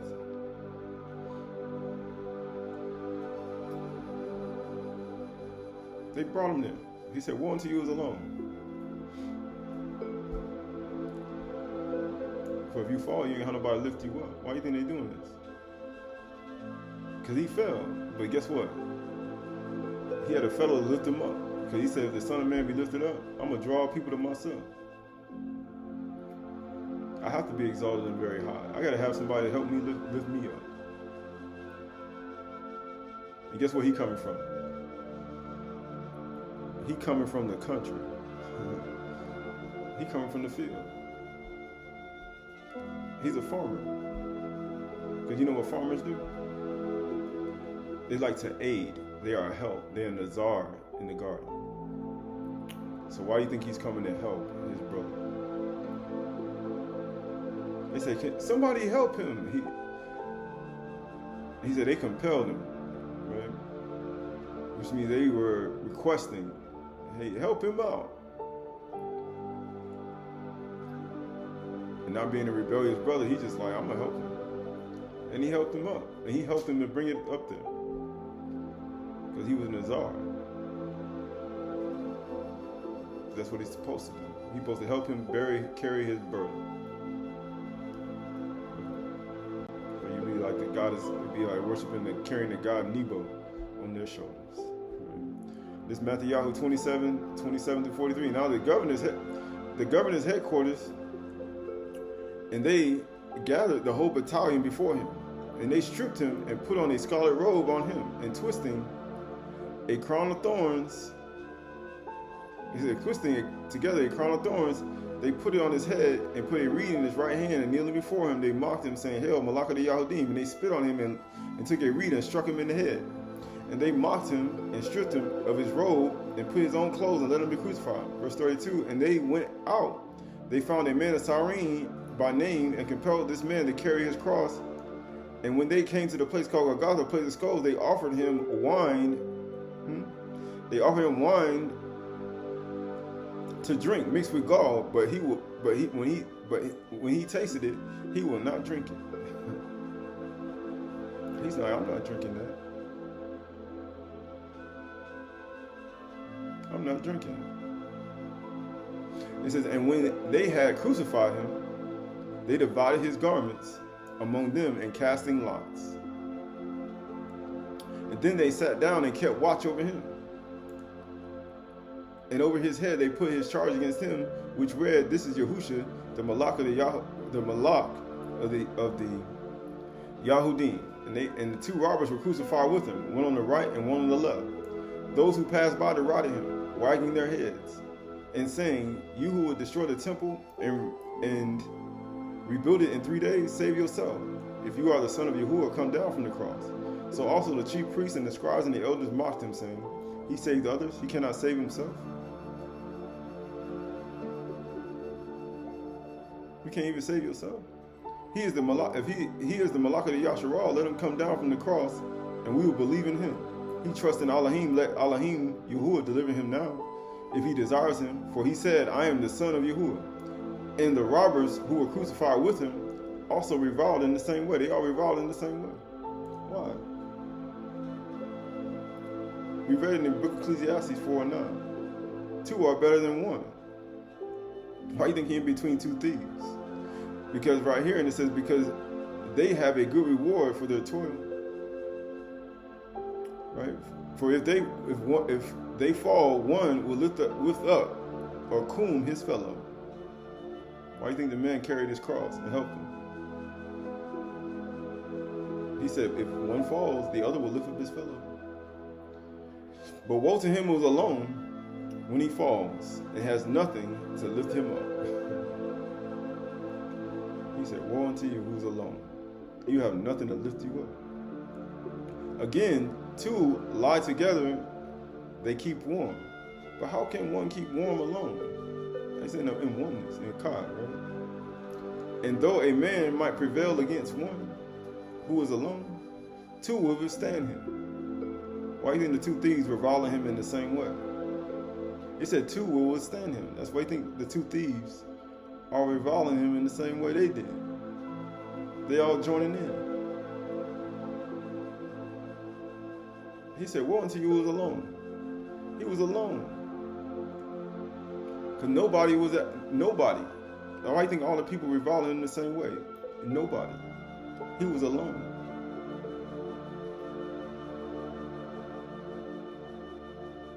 Because though a man might prevail against one who is alone, two will withstand him. But a 3-4 cord is not quickly broken. Matthew 27:45-56. Now from the 6th hour there was darkness over the land until the 9th hour. And about the 9th hour, Yahushua cried out with a loud voice, saying, Aliyah, Aliyah, lama sabachthani. That is, my Elohim, why hast thou forsaken me? Woe to him who is alone. For when he falleth, he'll have no one to lift him up. My Elohim, why hast thou forsaken me? And some of the bystanders, hearing it, said, this man is calling for Aliyah. And one of them at once ran and took a sponge and filled it with sour wine and put a reed and gave it to took a reed and gave it to him to drink. But the other said, wait, let's see whether Yahweh will come and save him. And Yahushua cried out again with a loud voice and yielded up the Ruach.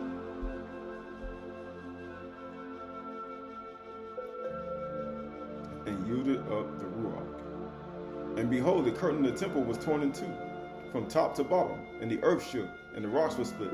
The tombs also were opened, and many of the bodies of the Chdshim who had fallen asleep were raised, and coming out of the tombs after his resurrection, they went into Chdsh city and appeared to many. And when the centurion and those who were with him, keeping watch over Yahushua, saw the earthquake and what took place, they were filled with awe and said, truly this is the son of Yahuwah. And when Ashar saw Yahushua coming down on his white horses and his crown on his head with gold 12 stones, and he was wrapped in purple, why do you think they put Yahushua on a purple robe? And they saw him on the white horses, and she saw him coming down, and she said, I'm a foolish woman, for I spake against the son of Yahuwah. When they saw all the things that they saw with Yahushua, they said, truly, this is the son of Yahuwah. Truly, this was the son of Yahuwah. Truly. And amazing, the centurion and them weren't even a part of their people. Neither was Ashar. They said, man, that's the son of Elohim. That's the son of Elohim. That's the son of Yahuwah. Or this is the Ukanan 19:31-35. Since it was a day of preparation, and so that the bodies would not remain on the cross Shabbat, for the Shabbat was a high day, the Yahudim asked Pilate that their legs might be broken, and that they may be taken away. So the soldiers came and broke the legs of the first and of the other who had been crucified with him. But when they came to Yahushua and saw that he was dead already, they already broke the other two soldiers' legs.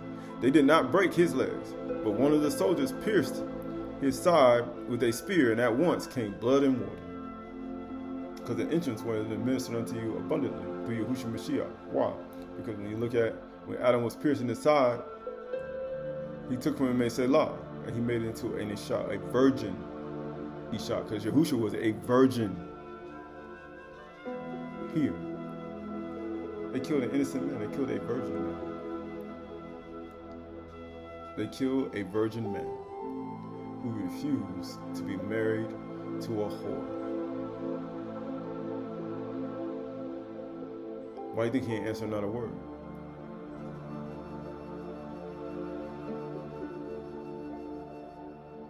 He refused. Yashar and Yehuda. But then you right here, what do you see? He said a three cord is not quickly broken. Why do you think they didn't break his legs? They broke the legs of the other two. When they got to Yahushua, the third one, they said a 3-cord broken is not quickly broken. A 3-cord is not quickly broken. Why do you think they did that? Because had they done it, the scripture would not have been fulfilled. It wouldn't even been fulfilled. It would not even been fulfilled.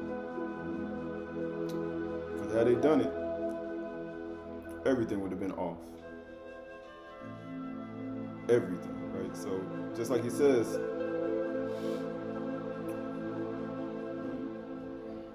just like we talked about, a 3 cord is not quickly broken. That's why they didn't break his legs. But when we look at the blood and water, we see when they say we formed from the shape from the Adam, and Yahushua giving us life by his blood.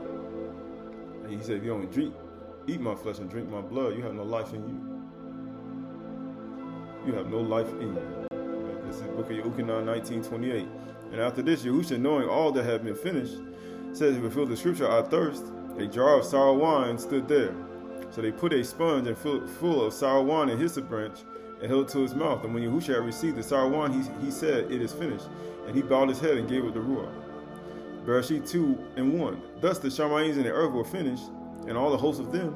And on the 7th day, Yahuwah Elohim finished his work that he had done, and rested the Shabbat day from all his work that he had done. So Elohim barak the Shabbat day and made a Kudash, because on it Elohim rested from all his works which he had done in creation. He finished it. He rested from all his work. He finished it. Just like we're finishing a 364-day cycle. This is the last Shabbat of a 364-day cycle. Of this one. And we're moving to a next. And we're moving into a new.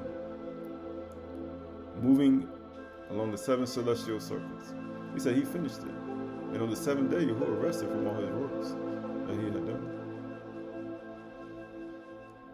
All right, this is the book of Matthew 28:18. And Yahushua said to them, all authority in Shamayim and earth have been given to me. Well, he said he gave all he had. Adam gave all he had to Shah. Nuach gave all he had to Shem. Abraham gave all he had to Yitzhak. Yitzhak gave all he had to Yaakov. Yaakov gave all he had to Yusuf.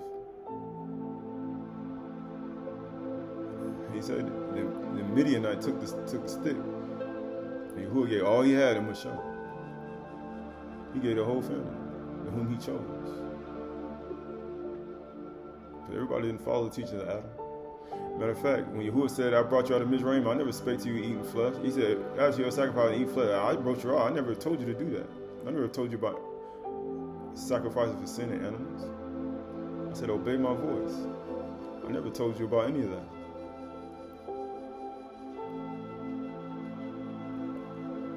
He said, all power. So, it's the book of Ashar 34:15-45.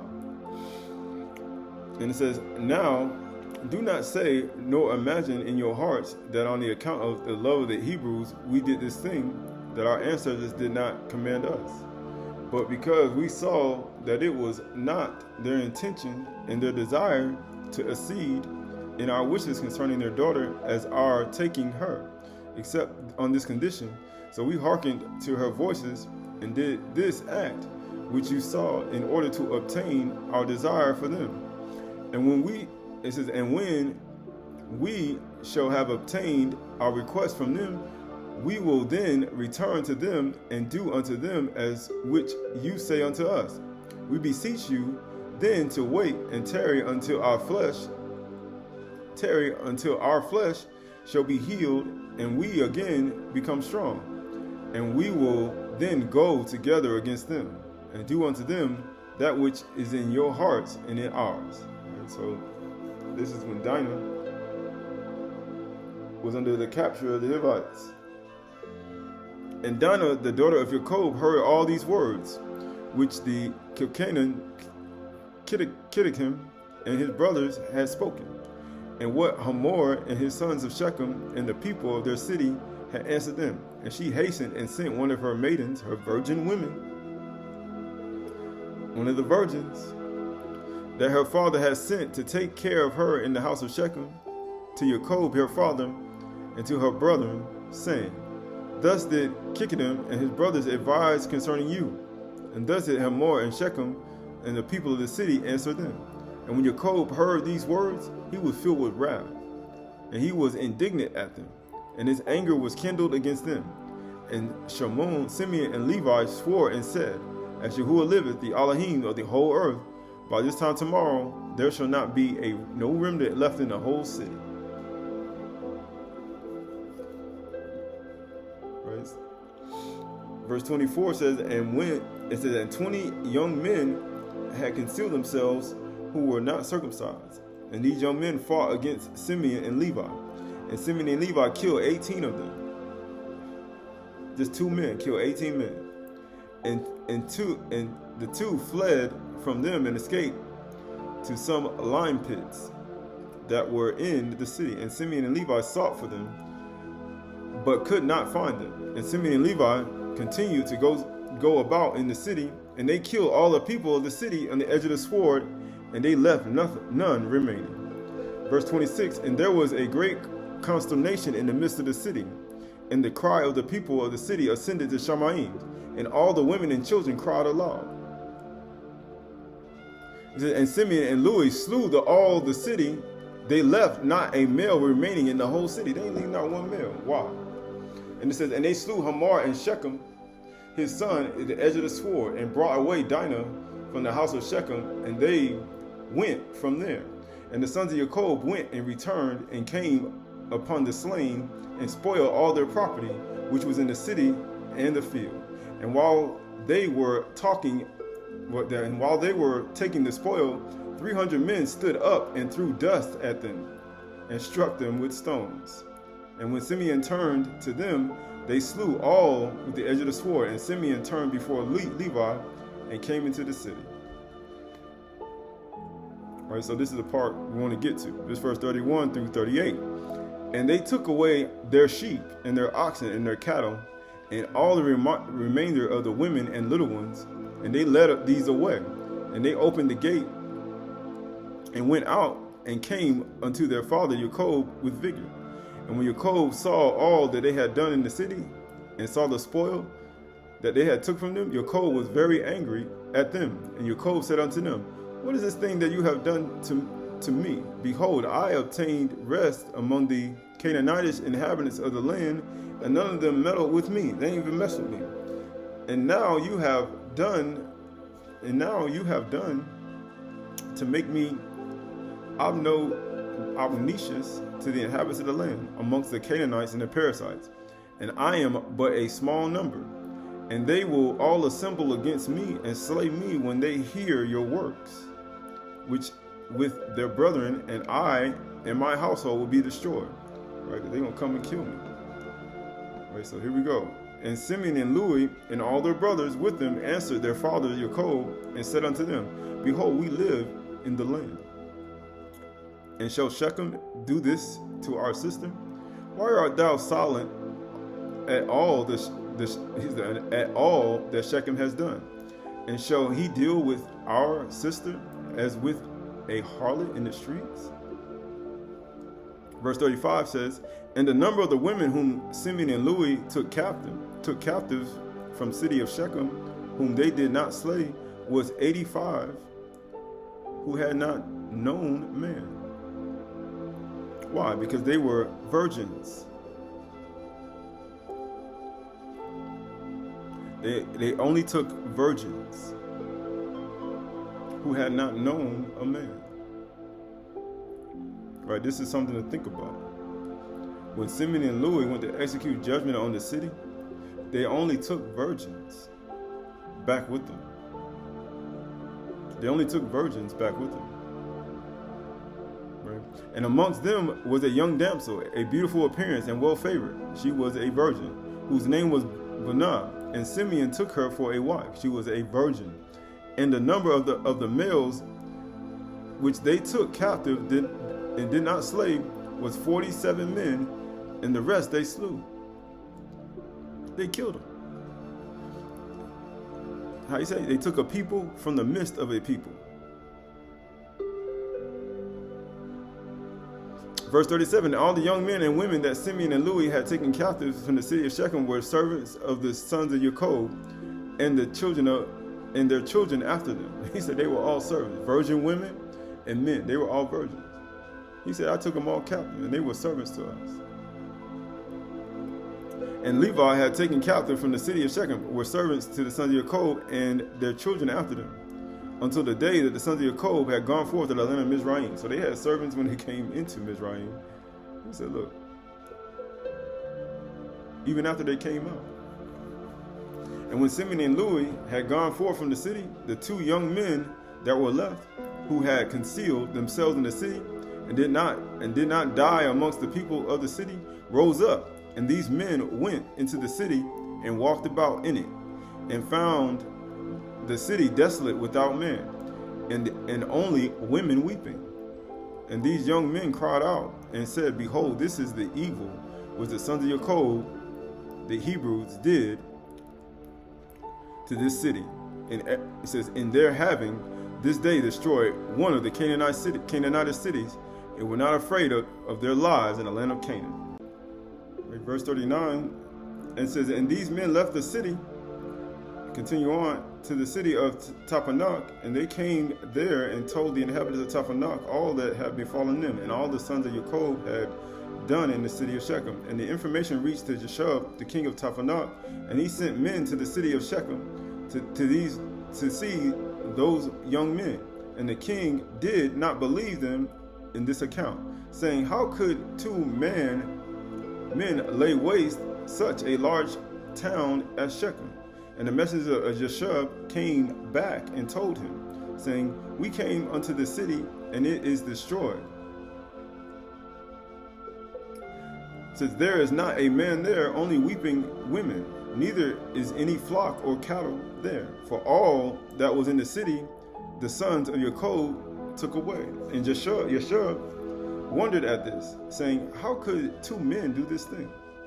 He said, how can two men do this?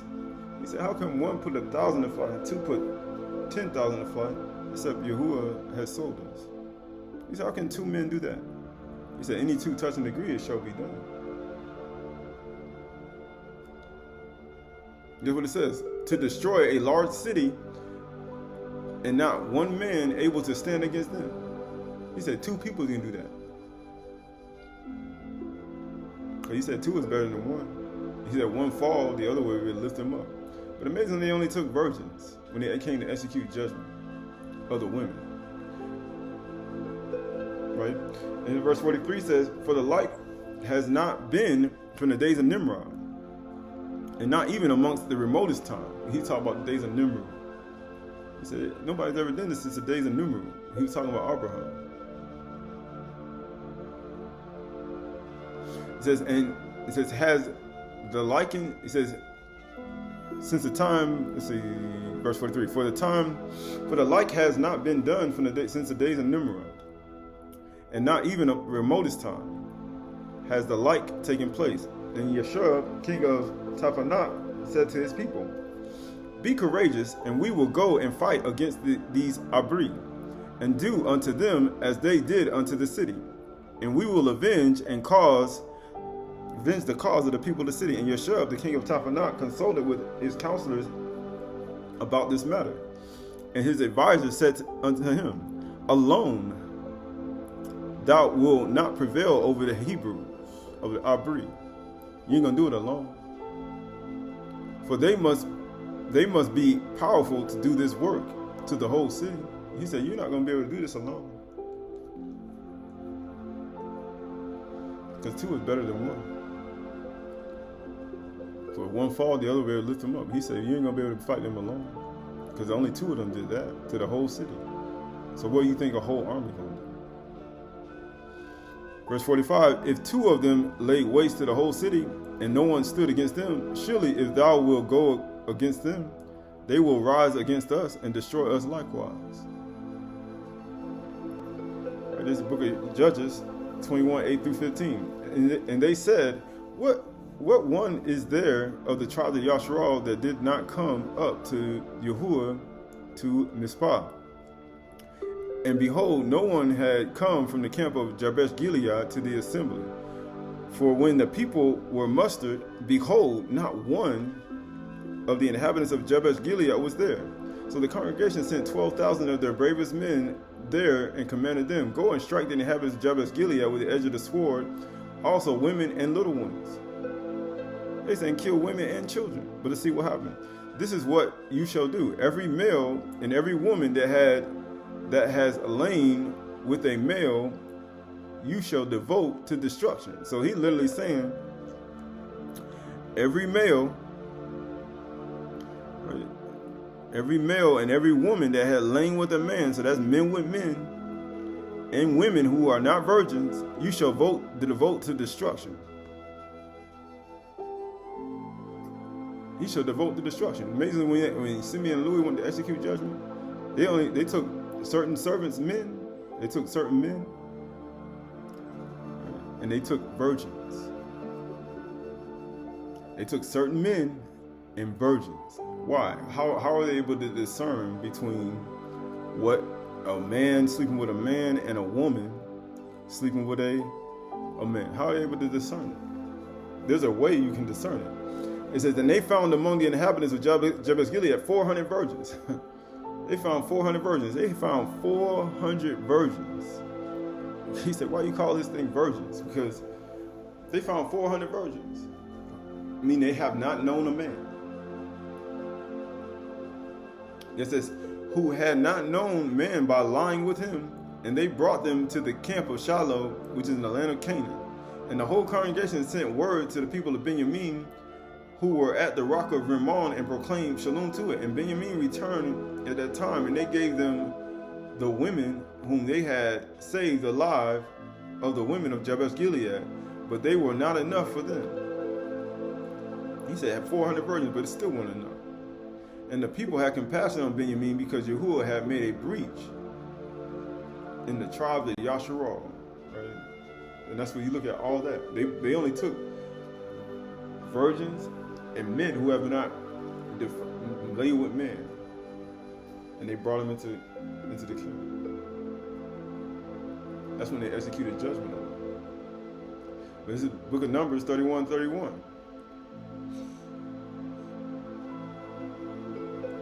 The book of Judges chapter 31, sorry. And it says, and Yahuwah spoke to Mashah, saying, avenge the people of Yasharal on the Midianites.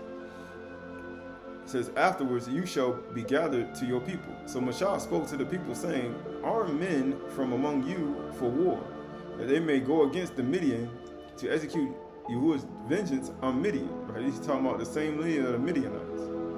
You shall send 1,000 from each of the tribes of Yasharal to go to war.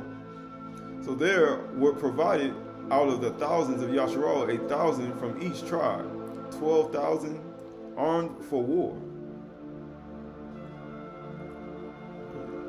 He said 12,000 from armed for war.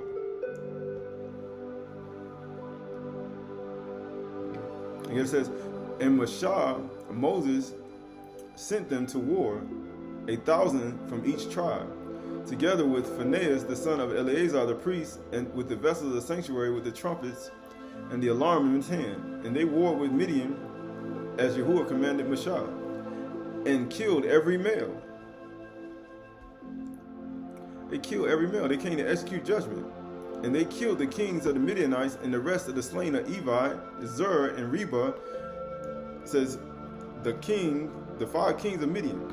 And they also killed Balaam, the son of Beor, with the sword. And the people of Yasharal took captive the women of Midian and their little ones. And they took the plunder, all their cattle and their flocks and all their gods. It says that all their cities in the places where they lived and all their encampments. And they burned with fire. And they took all the spoil of all the plunder of both man and beast. And they brought the captives and the plunder and the spoil to Mashah and Eleazar the priest and the congregation of the people of Yasharal at the camp of the plains of Moab by the Yarden in Jericho.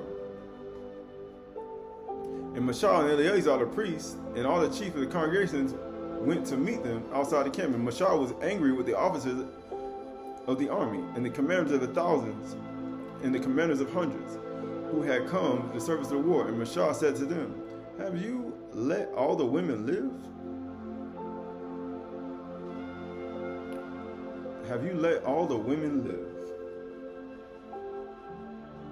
Behold, these Baal's advice caused the people of Yasharal to act treacherously against Yahuwah in the instant of Peor. And so the plague came among the congregation of Yahuwah. Now therefore kill every male among the little ones. He said kill every male among the little ones, and kill every woman who had not known a man by lying with them. So he literally saying, if they not a virgin woman, he said kill them. He said if they're not a virgin, don't bring them in here. He said kill them. Because if they known a man, he said, why you gotta kill a woman that's not a virgin? Why are you saying take them out, don't bring them in? Why? Because they are from a God, they first reverse of all.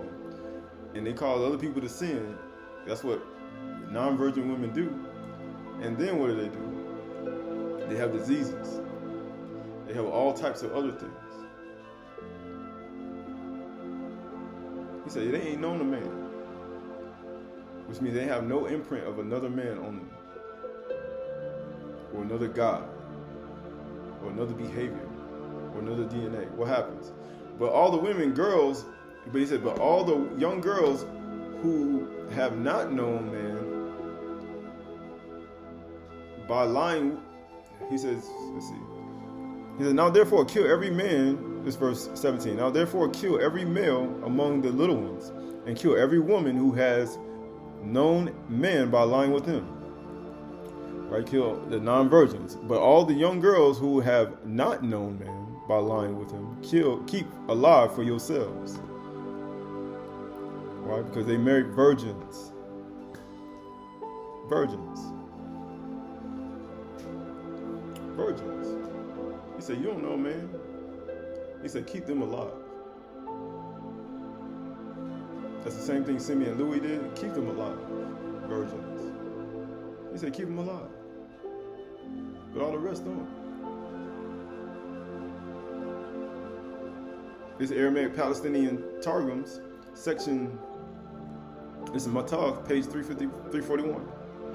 And Ashar and Eleazar, the priest, with all the heads, this is another translation, heads of the congregation went forth to meet them without the camp. But Ashar was angry with the leaders appointed over the host, and the chief of thousands, it says, and the chiefs of the thousands and of hundreds who came from the war with the host. And Ashar said to them, why have you spared all the women? He said, why did you spare all the women? These are they who caused the offense of Yasharal by the counsel of Balaam to do wrongly before Yahuwah in the matter of Peor, so that a pestilence came upon the congregation of Yahuwah. Now therefore slay every man, every male among the children, and every woman who have known a man, and every female child, but every female child you shall stand before the crown of, so every female child you shall stand before the crown of Qahalath, the priest tiara, and look upon her. He said, but every female child you shall stand before the crown of the priest tiara, and you shall look upon her. She who is not a virgin will be pallid in the face. They're gonna be what? He said, but every female you shall stand. He said, you have not known a man, because there's a certain aura they give off. It says, she who is not a virgin will be pallid in the face. Every female, every woman, you shall stand before the crown of Qahalath, the priest tiara, and look upon her. And she who is not a virgin will be pallid in the face. But she who is a virgin child will blush in the face. Like fire, them you shall spare. He said, they're going to blush. He said, virgins blush. Non-virgins are pallid in the face. He said, those are people who know men. Pallid is very pale. He said, they're going to be very pale. He said, they're going to be very pale. He said, they're going to be very pale. It says, in a way that looks unhealthy and not attractive. He said they're going to look unhealthy. They're going to look not attractive. They're going to look very pale. Next to the tan face, her face seemed pallid and unhealthy.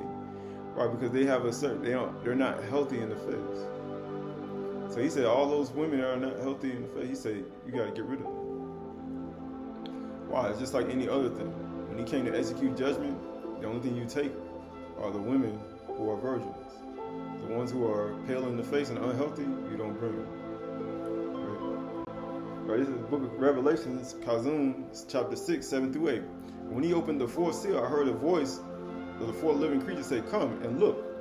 Behold, a pale horse, and its rider's name is Death, and Hades followed them. Right? Because why? Because these women who worship these other gods, right? Who worship these other gods and were pale in the face, he said all they did was bring death. He said they unhealthy in their body. So therefore, you take them and bring them into the camp, you bring death on everybody else. And he came to execute judgment on everybody. Did he see Simeon Louis doing the same thing? Right? You see Ashar doing the same thing? They would not bring them into their place that they were virgins. Bethulas.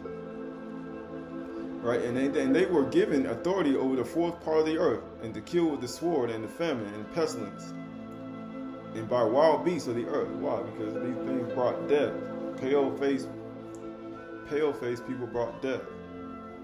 Pale-faced women brought death. They had diseases.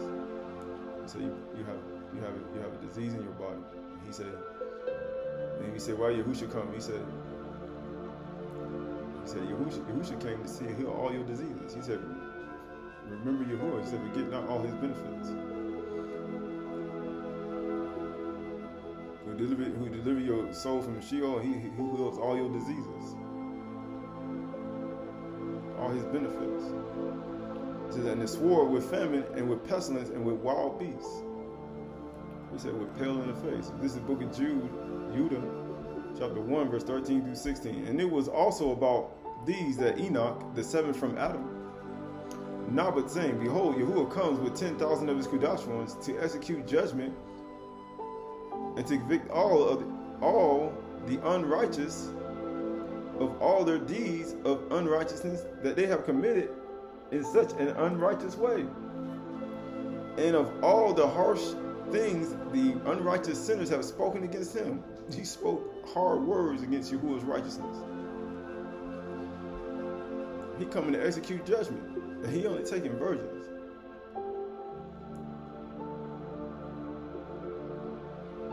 He only taking virgins. And he coming to execute judgment. He only taking virgins. And if you're not a virgin when he get back here, he's not going to take you. And just like you look at the Torah, just like you look through other writings, you can see he's not taking no virgins. And please don't be thinking, I'm going to slip through. He said, I'm going to slip through the cracks and I'm going to be in Yahushua's kingdom. And you're not a virgin by Ruah. He said, you got to be a virgin, a Bethula, about a Ruah.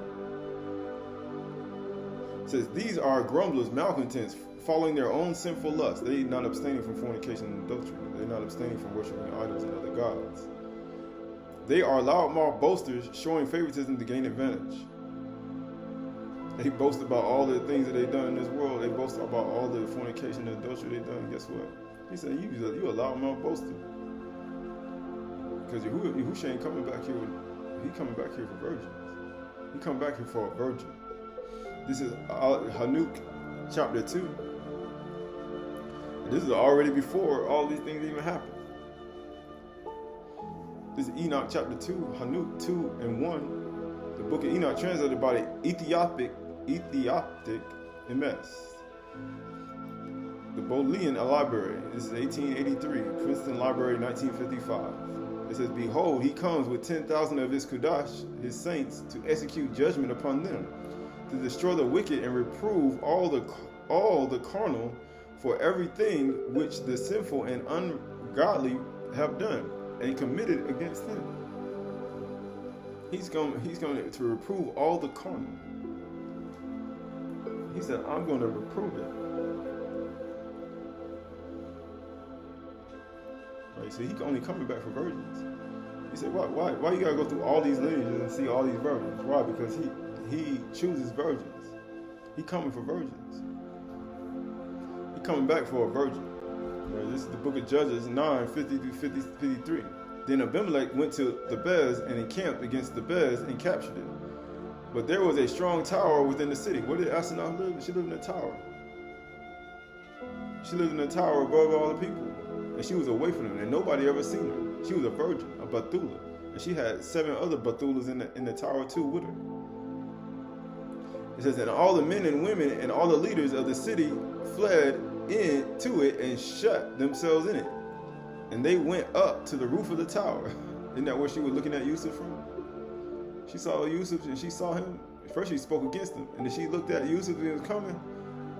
Saw the white horses with the crown, with the white robe, with the purple. And saw the reed in his hand. Then she repented. And Abimelech came to the tower and fought against it and drew near to the door of the tower to burn with fire. And a certain woman threw a upper millstone on Abimelech's head and crushed his skull. She threw it from the window, crushed his skull. And what did Yahushua say? Man, if this stone fall on you, he said you'd be ground to powder. He said she in a tower. Didn't know where they were at. Didn't know where Asenath was. Let's see. Psalms Tehillim 61:1-6. Hear my cry, Yahuwah, listen to my prayer. From the end of the earth I call to you. When my heart is faint, lead me to the rock that is higher than I. For you have been my refuge and a strong tower against my enemy. He said, why do you think the priest had her way up in the tower, way up high in the air? He said, I gotta keep this virgin away from everybody. I gotta keep this Bethula. I don't want to keep her a Bethula. I gotta put her way up in the sky. I gotta put her exalted. She gotta be very high. She gotta be in a tower. Why do you think Yahushua was on the cross? On the totality, he was above the people. He was a virgin, a Bethula. He was a virgin man. He was high in the tower. The name of Yahuwah. That's what we're going to read here. He says, let me dwell in your tent forever. Let me take refuge under the shelter of your wings. Selah, for you, Yahuwah, have heard my vows. You have given me the heritage of those who fear your name. This is Mashali Proverbs 18:10. The name of Yahuwah is a strong tower. The righteous man or woman runs into it and is safe. Why do you think Asenath was in the tower away from everybody? Nobody saw her either. Mary, when she was growing up, she was in the priest room, away from everybody. She couldn't hear no gossip, no slander. She couldn't be defiled by everybody. And her saying was, "Give praise to Yahuwah." That was her greeting. Right? And she was a Bethula, a virgin. Why do you think they have them all up in the air? Aburaku kanaf halak ruah. He said, then you'll ride on the wings of the wind. He'll feed you with your ma'akal, your okla. He said, the name of Yahuwah is a strong tower. The righteous man and woman runs into it and is safe. He said, were you safe in that tower way up there? How many guards he had? He had 18 guards guarding Asenath. He said, man, you safe in this tower. Ain't no man coming near you. But it was at the goddess need. But she repented from all her idols, and she threw all her idols out the window. Amazingly, she threw all her idols out the window.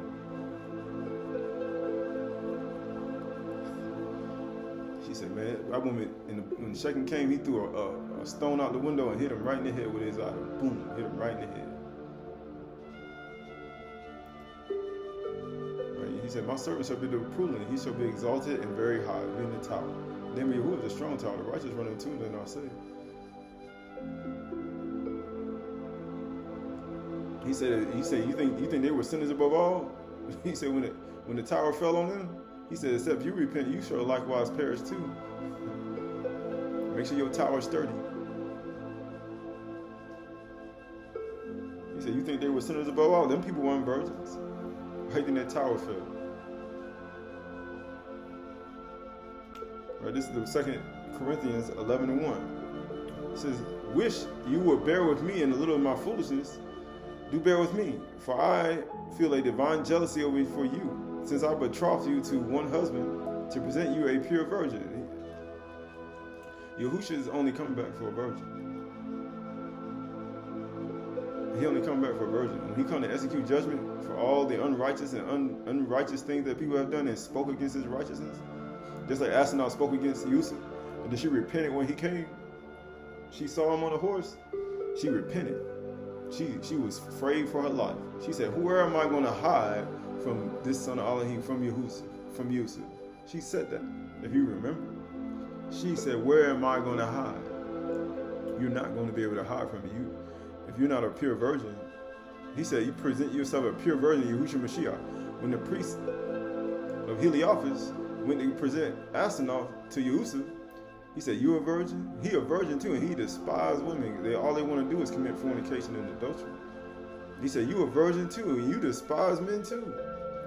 I want to present you to him as a wife, and you will be his servant forever. And guess what she said? Who is this slave man who slept with a whore, slept with another man's wife? She spoke against his righteousness. And guess what happened? When she saw him coming, he was trying to present her a pure virgin to him. She fell and repented after he told her, it's an abomination for me to kiss you when you worship your dumb idols. And she cried out, and she wept. And he was full of compassion and mercy. And he prayed for her, that she be restored. And he did that for a virgin woman. He said, for any man's sin, we have an advocate with the Father. Yahuwah Allah. Because Yahushua comes, he's trying to present you a pure virgin. That means you have to abstain from the very things. And you got to be away from the very thing. You got to be kept away from the very things that the world does. So, but I'm afraid that as the serpent deceived Qahalath, the virgin, by his cunning, your thoughts, because that's where your makashba, your thoughts, your imagination will be led astray from the sincere, pure devotion to Mashiach Yahushua. Because you only betrothed to one. Once a woman is betrothed, man, you betrothed. You can't be betrothed again. He said, I'm going to be betrothed to a man that's a virgin. You a virgin, and you betrothed to a man that's a virgin. You betrothed, and you a virgin, and you betrothed to a man that's a virgin, and you going to break that? No, that's something that you call a rarity. He said you're not breaking that. And if any man touch you, if any man come to you and try to defile you, that's adultery.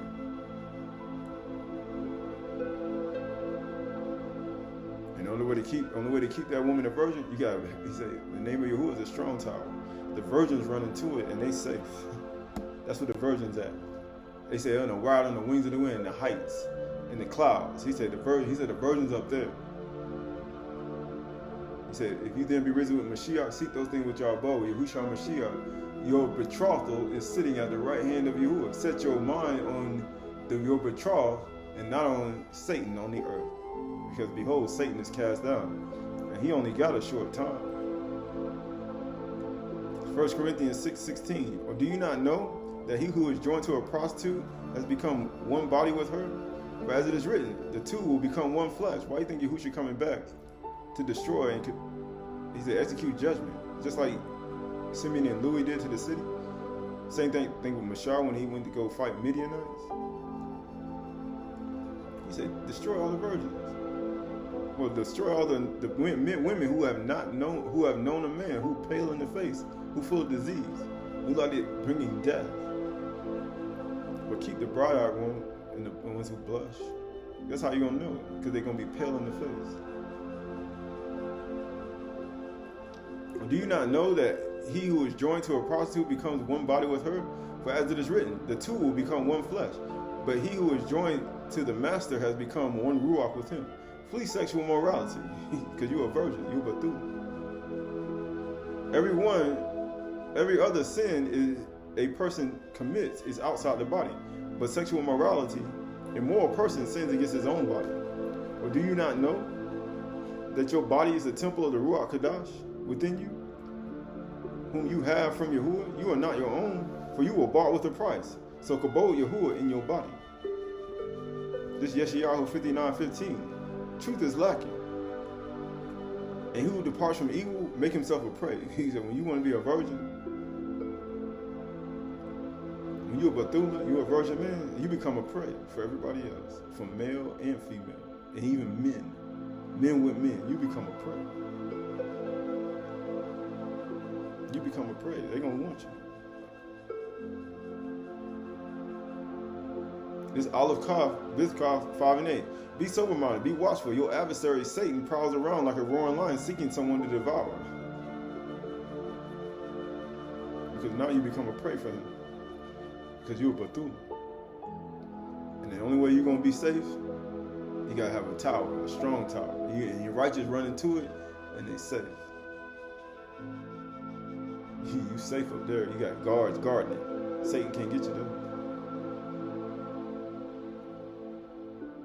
2 Timothy 2:19. But Yahushua Mashiach, firm foundation stands, bearing this seal. Yahuwah knows those who are his. Man, he know the verse. He know the difference between a woman who known a man and a woman who has not known a man. Because I'm gonna put this. He gonna have that crown on his head. And he gonna be able to discern. He gonna see you pale in the face. You know the man. You unhealthy. You know the man.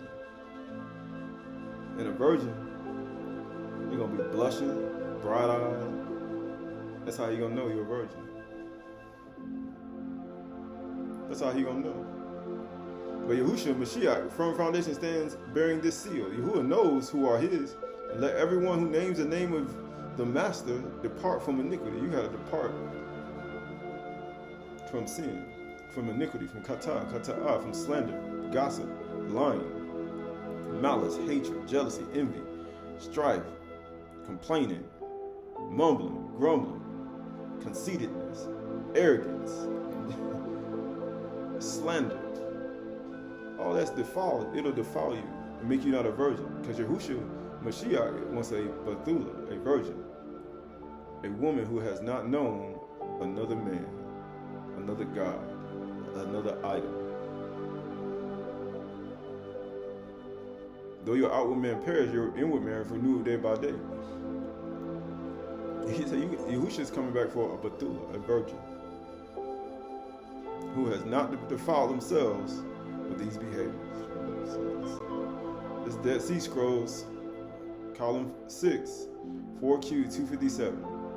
These are the paths in the world to enlighten the heart of man and woman and children. Straighten out in front of him all the paths of true justice. Establish in their hearts respect for the precepts of Yahuwah Elohim and the rock of meekness and patience and generous compassion. That's why Yusuf, when he prayed for Asenath, he was tender-hearted, full of compassion and mercy. Even though he told her the truth about the gods she served, but yet he prayed for her that she would repent and be restored. And it says, eternal goodness, intelligence, understanding, potent wisdom, which trusts in all the deeds of Elohim and depends on his abundant mercy. A ruach of knowledge in all plans of action, of enthusiasm, decrees of justice, and set apart plans, with firm purpose and generous compassion, with all the sons of truth, of magnificent purity. That's why when he told Seth, he said he had a good heart, but he loved his purity. For Nuach searched for a pure and righteous woman, but Naamah lied and said that she was a virgin, but she wasn't. He loved their purity. That's what he liked. Magnificent purity, which detests all unclean idols. Why do you think Yusuf detests all unclean idols from Asenath? Why do you think that? He said, it's an abomination from my lips who praise Yahuwah and worship him to kiss a woman who worship idols. He detests all unclean idols. If you remember. Stir up your pure mind by way of remembrance, because you're supposed to be purity in mind. You ain't supposed to have these thoughts of what people in the world do. And it says right here, is of magnificent purity, which detests all unclean idols, of careful behavior and wisdom concerning everything. Why do you think Yusuf wouldn't take any gifts from the women, married women or women? He's like, I don't want anything, because the only thing they're giving me that for is for one reason and one reason only. He said, wisdom concerning everything, of concealment concerning the truth of the mysteries of the knowledge. These are the foundations of the spirits of the ruachs of the sons of truth in the world, and the reward of those who walk in it will be healing. Healing, plentiful peace, and long life. Length of days and long life will be added to you. My son, do not forget my teaching. He said, for length of days and long life will be added to you. Let not steadfast love forsake you.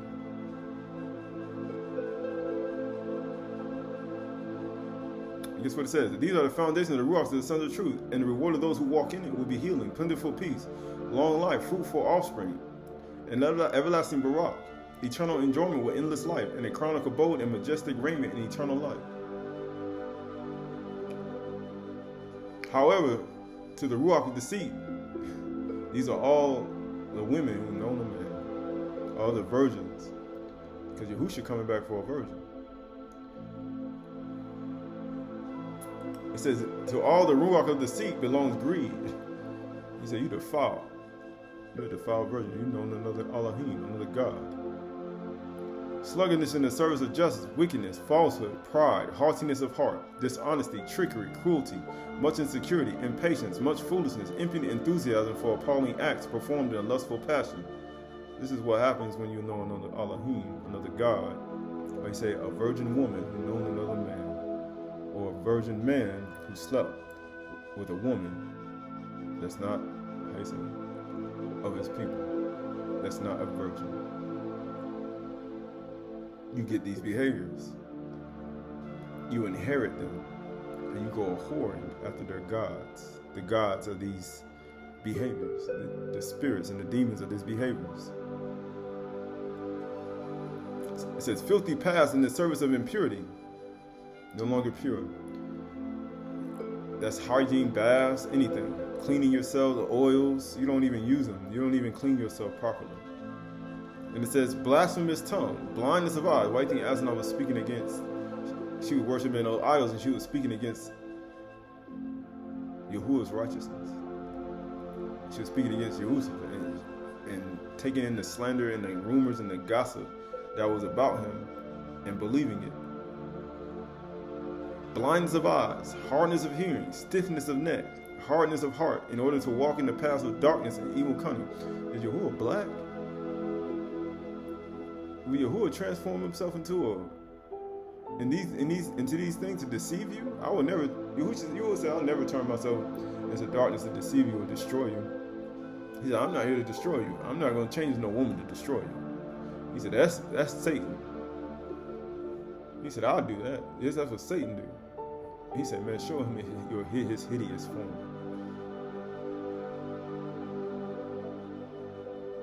Right? So you see the wrath of Yahuwah, and then you see the goodness of Yahuwah. But then right here, and it says, "And the visitation of all those who walk in it will be abundance of afflictions at the hands of the Malachia of destruction and eternal damnation, and the scorching wrath of the Elohim that revenges, a permanent terror and shame, without end, and humiliation and destruction of the fire of the dark regions." That's the underworld. And all of their ages and generations, they shall spend in bitter weeping and harsh evils and abyss of darkness until the destruction, without there being a remnant or survival for them.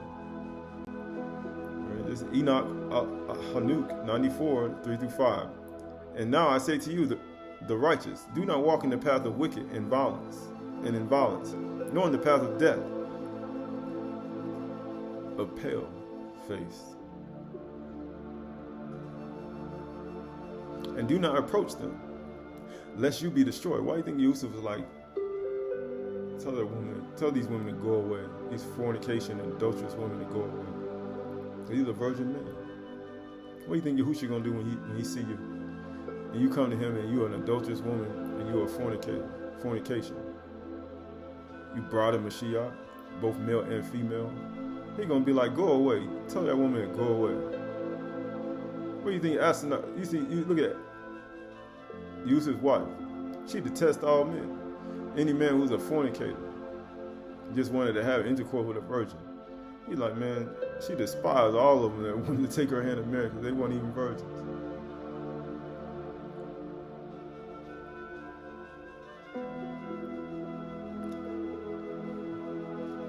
He said, do not approach them lest you be destroyed. What do you think is going to happen? All they're going to do is destroy you. Why do you think Adam, when he prayed and Satan transformed into a beautiful woman, what did he do? He prayed to Yahuwah to deliver him from that woman because he saw that he was getting ready to be overcome.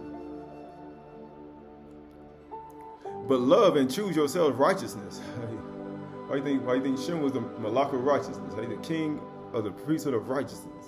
He said, choose yourself righteousness and pleasing life and walk in the paths of peace, shalom, so that you may live and have joy.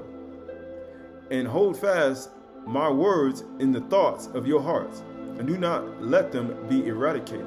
For I know that sinners will deceive men to treat wisdom wickedly, so that she will not find a place, and all kinds of temptations will not cease. It ain't gonna stop.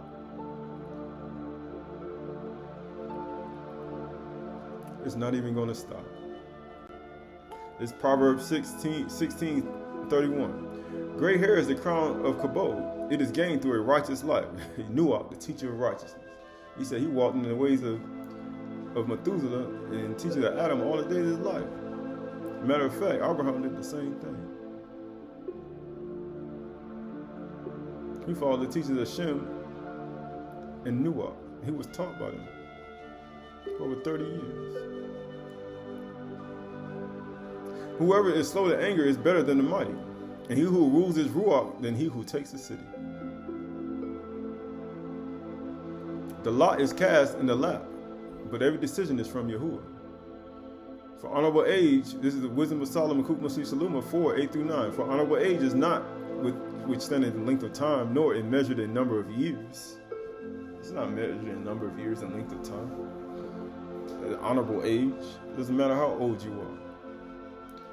But wisdom, hukmah is the gray hair unto men, and the unspotted life is old age. It don't matter how old you are. He said, an unspotted life is old age. You see, Mashah was 18 years old. You see, these men were virgins. They all were virgins. All of them were virgins. They were unspotted life. Abraham, Yitzhak, Yaakov, Mashah. These people were unspotted. You got Nuach. You go all the way back to Adam and Shah. He said an unspotted life is old age. Shah was 7 years old, fasting and praying.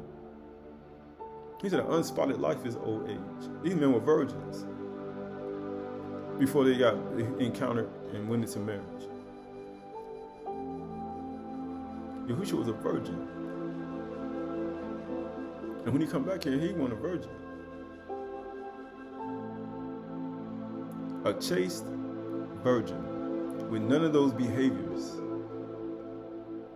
none of those things that he hates. He don't want it. It says, for wisdom is the gray hair unto men, and an unspotted life is old age. This book of Sirach 18-6, 18-19. My son, gather instructions from thy youth, so shalt thou find wisdom in thine old age. Train up a child in the way he should go. When he is old, he will not depart. Why do you think Nuach? Why do you think Nuach didn't depart?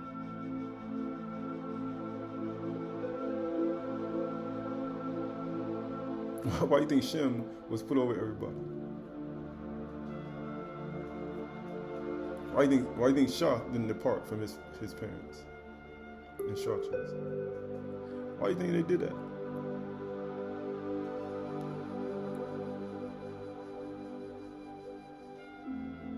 He said, my son, gather instruction from thy youth, and thou shalt find wisdom in thine old age. Come unto her as one that ploweth and soweth, and wait for her good fruits.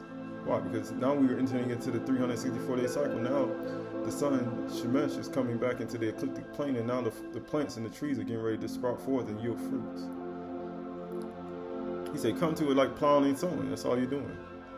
And wait for her good fruits. For thou shalt not toil much in laboring about her, but thou shalt eat of her fruits right soon.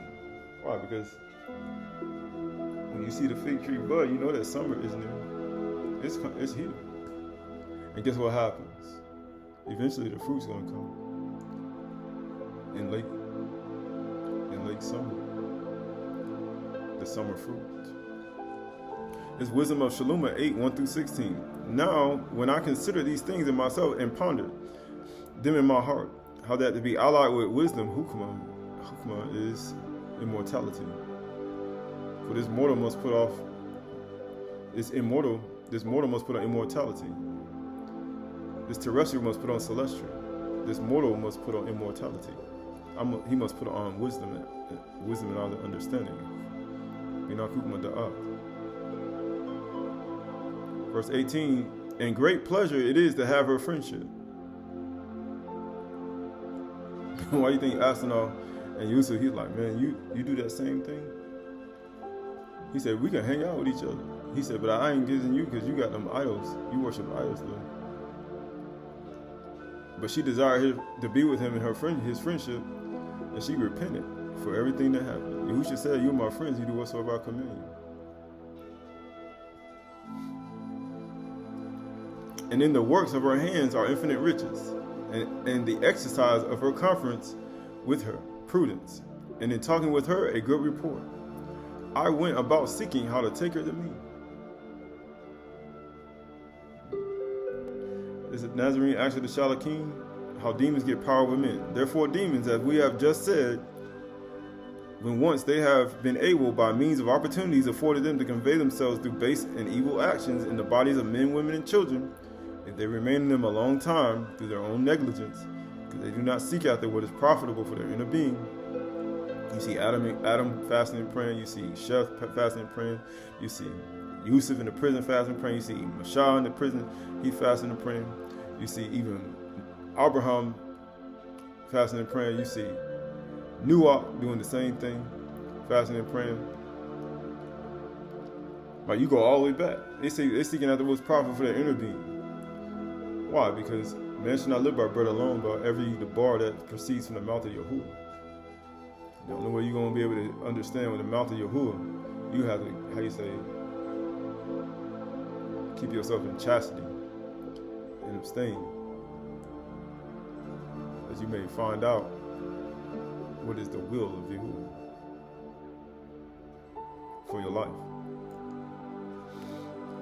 It says, they necessarily compel them in the future to fulfill the desires of the demons that dwell in them. So as long as they're in you, it doesn't matter. You're going to fulfill those desires. It's just like a parasite when you have it in your stomach. The desire, the cravings of it, and what it needs to survive will coerce your body and take control and allow it, and it needs that to fulfill what's inside. Just like when you have a spirit of fornication and adultery, you have that Shadim, that demon, or the spirit of rebellion, right? The demon of rebellion or gluttony or mammon, right? Or pride and arrogance. It's going to do whatever it has to do to fulfill that craving. Unhealthy appetite for quarreling about what words. You have an unhealthy appetite to fight and quarrel. It's going to what? It's going to want to create things to create that environment so they can fulfill their desire. Right. But what is worst of all, at the end of the age, when the demon has been co-signed to ageless fire and necessity, the Ruach also that obeyed him will with him be tortured in ageless fires together with his body that it has polluted. He said, that's what's going to happen to you. It's the Esther book of Yahusha, sevenfolds of peace. Barak is the child of light, who is wise in mind, and he shall create the Shamayim. The mind of the wise is a well-plowed field. Right? He said a fool doesn't plow in autumn. When at harvest time, they're going to have nothing. Which giveth forth abundance and plenty. For if thou showest a handful of seeds to a wise man or woman, he will see in his mind's eye a field of golden wheat. And if thou showest a handful of seeds to a fool, he will see only that which is before him and call themselves worthless peddlers because they are stale, they're lazy. And as the field of the wise man giveth forth grain in abundance, and the field of the fool is a harvest only of stones, so it is with our thoughts. So you look at your consciousness, your thoughts. Do you have a mind of stones and lack of work, or do you have abundance of words and understanding, within yourself? He said, you just got worthless pebbles. And he said, so it is with your thoughts.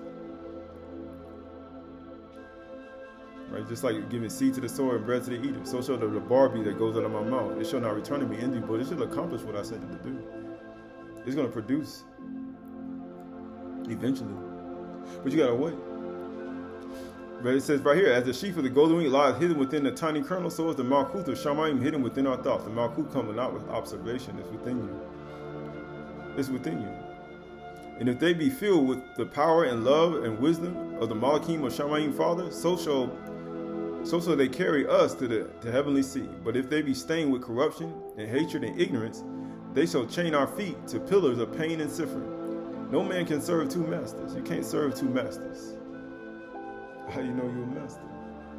He said, if you love me, you'll keep my commandments. That's what Yahusha said. He said, you love me, you'll keep my commandments. He said, that's how you know I'm a master.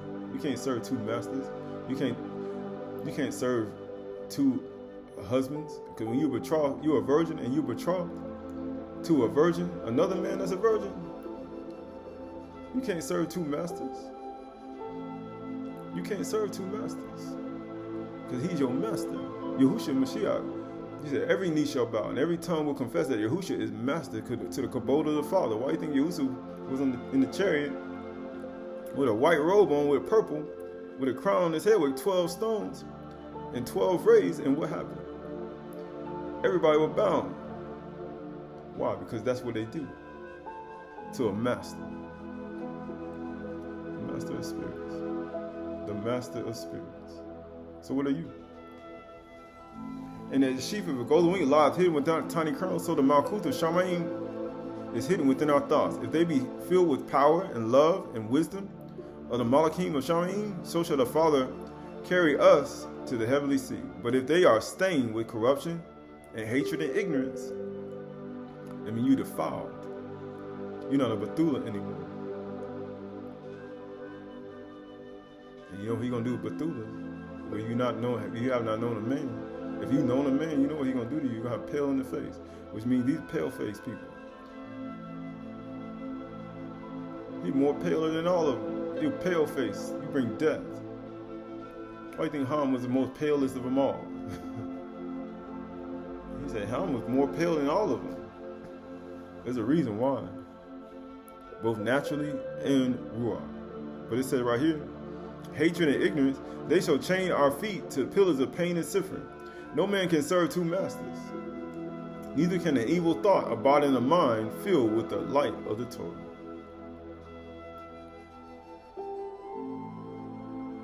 He said evil thoughts. He said it won't even abide in your mind. Why do you think Yusuf said not even in thought? I didn't even think about it that way. He said not even in his thought. He said tell that woman to go away. Because Yusuf already was a higher mind. When he was in Mizraim, he already knew what the women were trying to do. By dealing with that Mizraim woman, he saw the ways of the Mizraim woman. Because he didn't forsake his father Yaakov. He always kept him before his face, which means he talked to him face to face. He said, not so with my servant Ashar. We talk face to face. We talk mouth. He said, I speak to him mouth to mouth. We talk face to face. Because Mashal never turned away from Yahuwah. He feared Yahuwah all the days of his life. And he always remembered what his father Abraham said. His great-great-grandfather. And the words that they spoke. And the words that were written down. And the words of Yaakov that were passed down to his sons, Levi and Louis, while he was baracking them. They passed down the last words of their fathers. Down the lineage. That's why he knew the words of Abraham, Isaac, and Yaakov. It says, he who have found shalom, peace, with his mind have learned to soar beyond the realm of the Malachim. Know this shalom with thy heart and thy mind. Fulfill this shalom with thy body. Batula, virgin man, virgin woman. Because Yahusha coming back for a virgin. But I am afraid of you, even as Kuah was beguiled, so shall your thoughts be defiled from the pure devotion to Yahushua Mashiach. That's the only person you betrothed to. And you're supposed to be a pure virgin toward him, because he's only coming for a virgin. And he wants a virgin when he comes. He wants a Bethula in Ruach.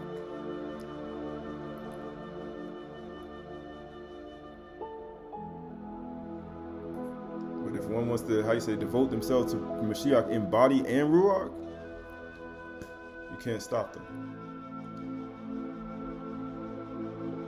But at the same time, that's what he's coming back for. This is Ukanan, Aleph Ukanan 2:24-27. Let what you heard from the beginning abide in you, because Adam and Kuah were virgins.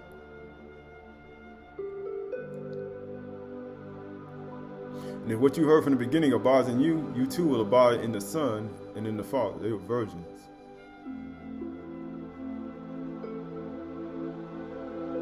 Because the Son only can do what his Father do. The Son, whatever the Father do, the Son does all. When you look at all the fathers were all virgins before they got married. Why you think Yahusha is a virgin and he betrothed to a virgin, and he's looking to be presented with a virgin when he comes and gets it from the father and mother. That's why you think Shaul said, I came to you as a mother nursing her child. Why? Because I got to present you to Yahusha as a chaste virgin. He said, my son, do not forget the teaching of your father and the commandment of your father and the teaching of your mother. Why? Because we're trying to present you a chaste virgin to Yahushua Mashiach, because when he paid the bridal price. Yahusha's paid the bridal price, and we have to present a virgin to him. And the only way to present a virgin, we have to keep you in a tower. The name of Yahuwah is a strong tower, the righteous run into it are saved. He said, what shall we do? He said, repent and be immersed into Yahusha for the remission of your sins, and be covered in his blood, that you may be a virgin again, that you may be presented to him a chaste virgin. And you can have an advocate with the Father, and you be presented to him a chaste virgin. Because if you're not a virgin when he come back here, as we just read in the book of Yashar, as we read in the book of Bamidbar, as we read in the Aramaic Targums, if you've known a man, and you're not a Bathulim,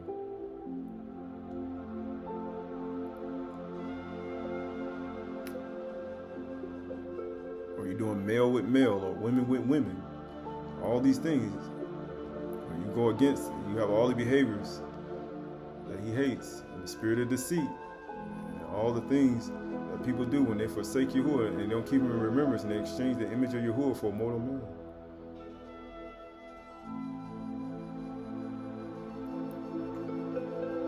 So he's coming with his Qahalath to execute judgment on the earth. But it says right here, and this is the promise, it says, let what you heard from the beginning abide in you. And if what you heard from the beginning abides in you, you too will abide in the Son and in the Father. And this is the promise to us, eternal life. Eternal life is to be with Yahushua Mashiach as a betrothed Bethula. A Bethula to Yahushua Mashiach, because he come back for a virgin. It says, I am writing these things to you about those who are trying to deceive you. You got to be a virgin. You got to be a virgin of Bethula. You got to be just like it was in the beginning. Because he got, just like Adam had the stick in his hand. Because it was given to him by the Father. He said, let us make Adam in my own image, and our own likeness. Let him have authority of the fish of the sea, fowls, every creeping thing, everything that creeps on the earth. And the only way he's going to do that, he got to have the reed in his hand. He got to have the stick in his hand. Both male and female. Zakar Nakabah. Male child, male animal, female animal. You see all these things, they are one and the same. And he had it in his hand, and that's the only thing he had used it. He had used that to rule on that Yahuwah put him over, because his father gave all he had on earth to the Son. That's why Yahuwah said, all power and authority is given to me in Shamayim's and the earth. He's committed all. The Father is judging no man. He's committed all judgment to the Son, to the Ben, because he gave all he had to Yahushua Mashiach. And even the stick in his hand, the sapphire rod.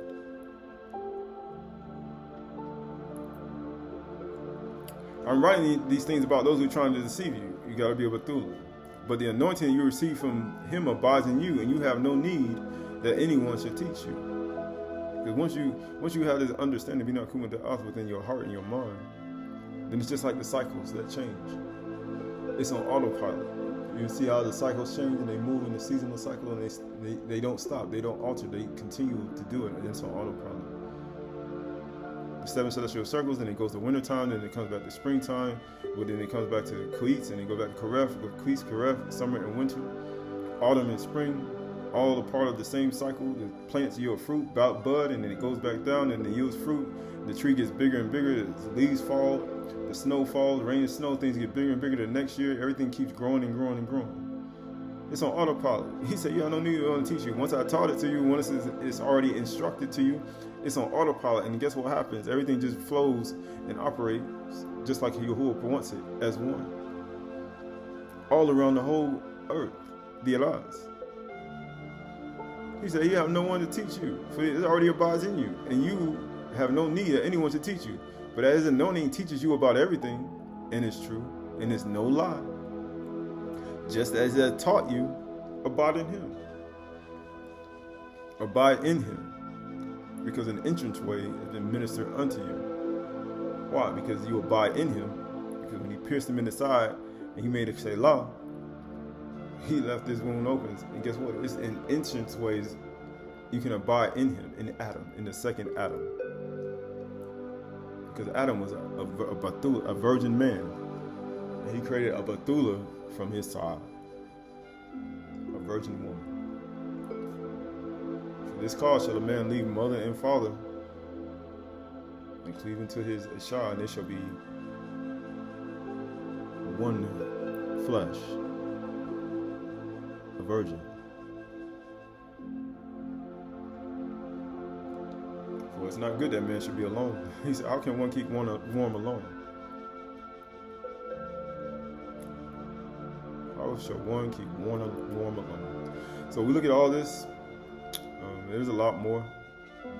So as we finish this part, we continue to move forward. We continue to move forward in the 364-day cycle on the 7 celestial circles. We continue to move forward in the pureness of mind and pureness of heart. And if one doesn't have a pure mind, one has a chance to remove all the impurities from your thought process. Take your inventory of your whole body and your whole life and your whole files within yourself and the consciousness within your heart and your mind. For most men do these things for money and fame and recognition.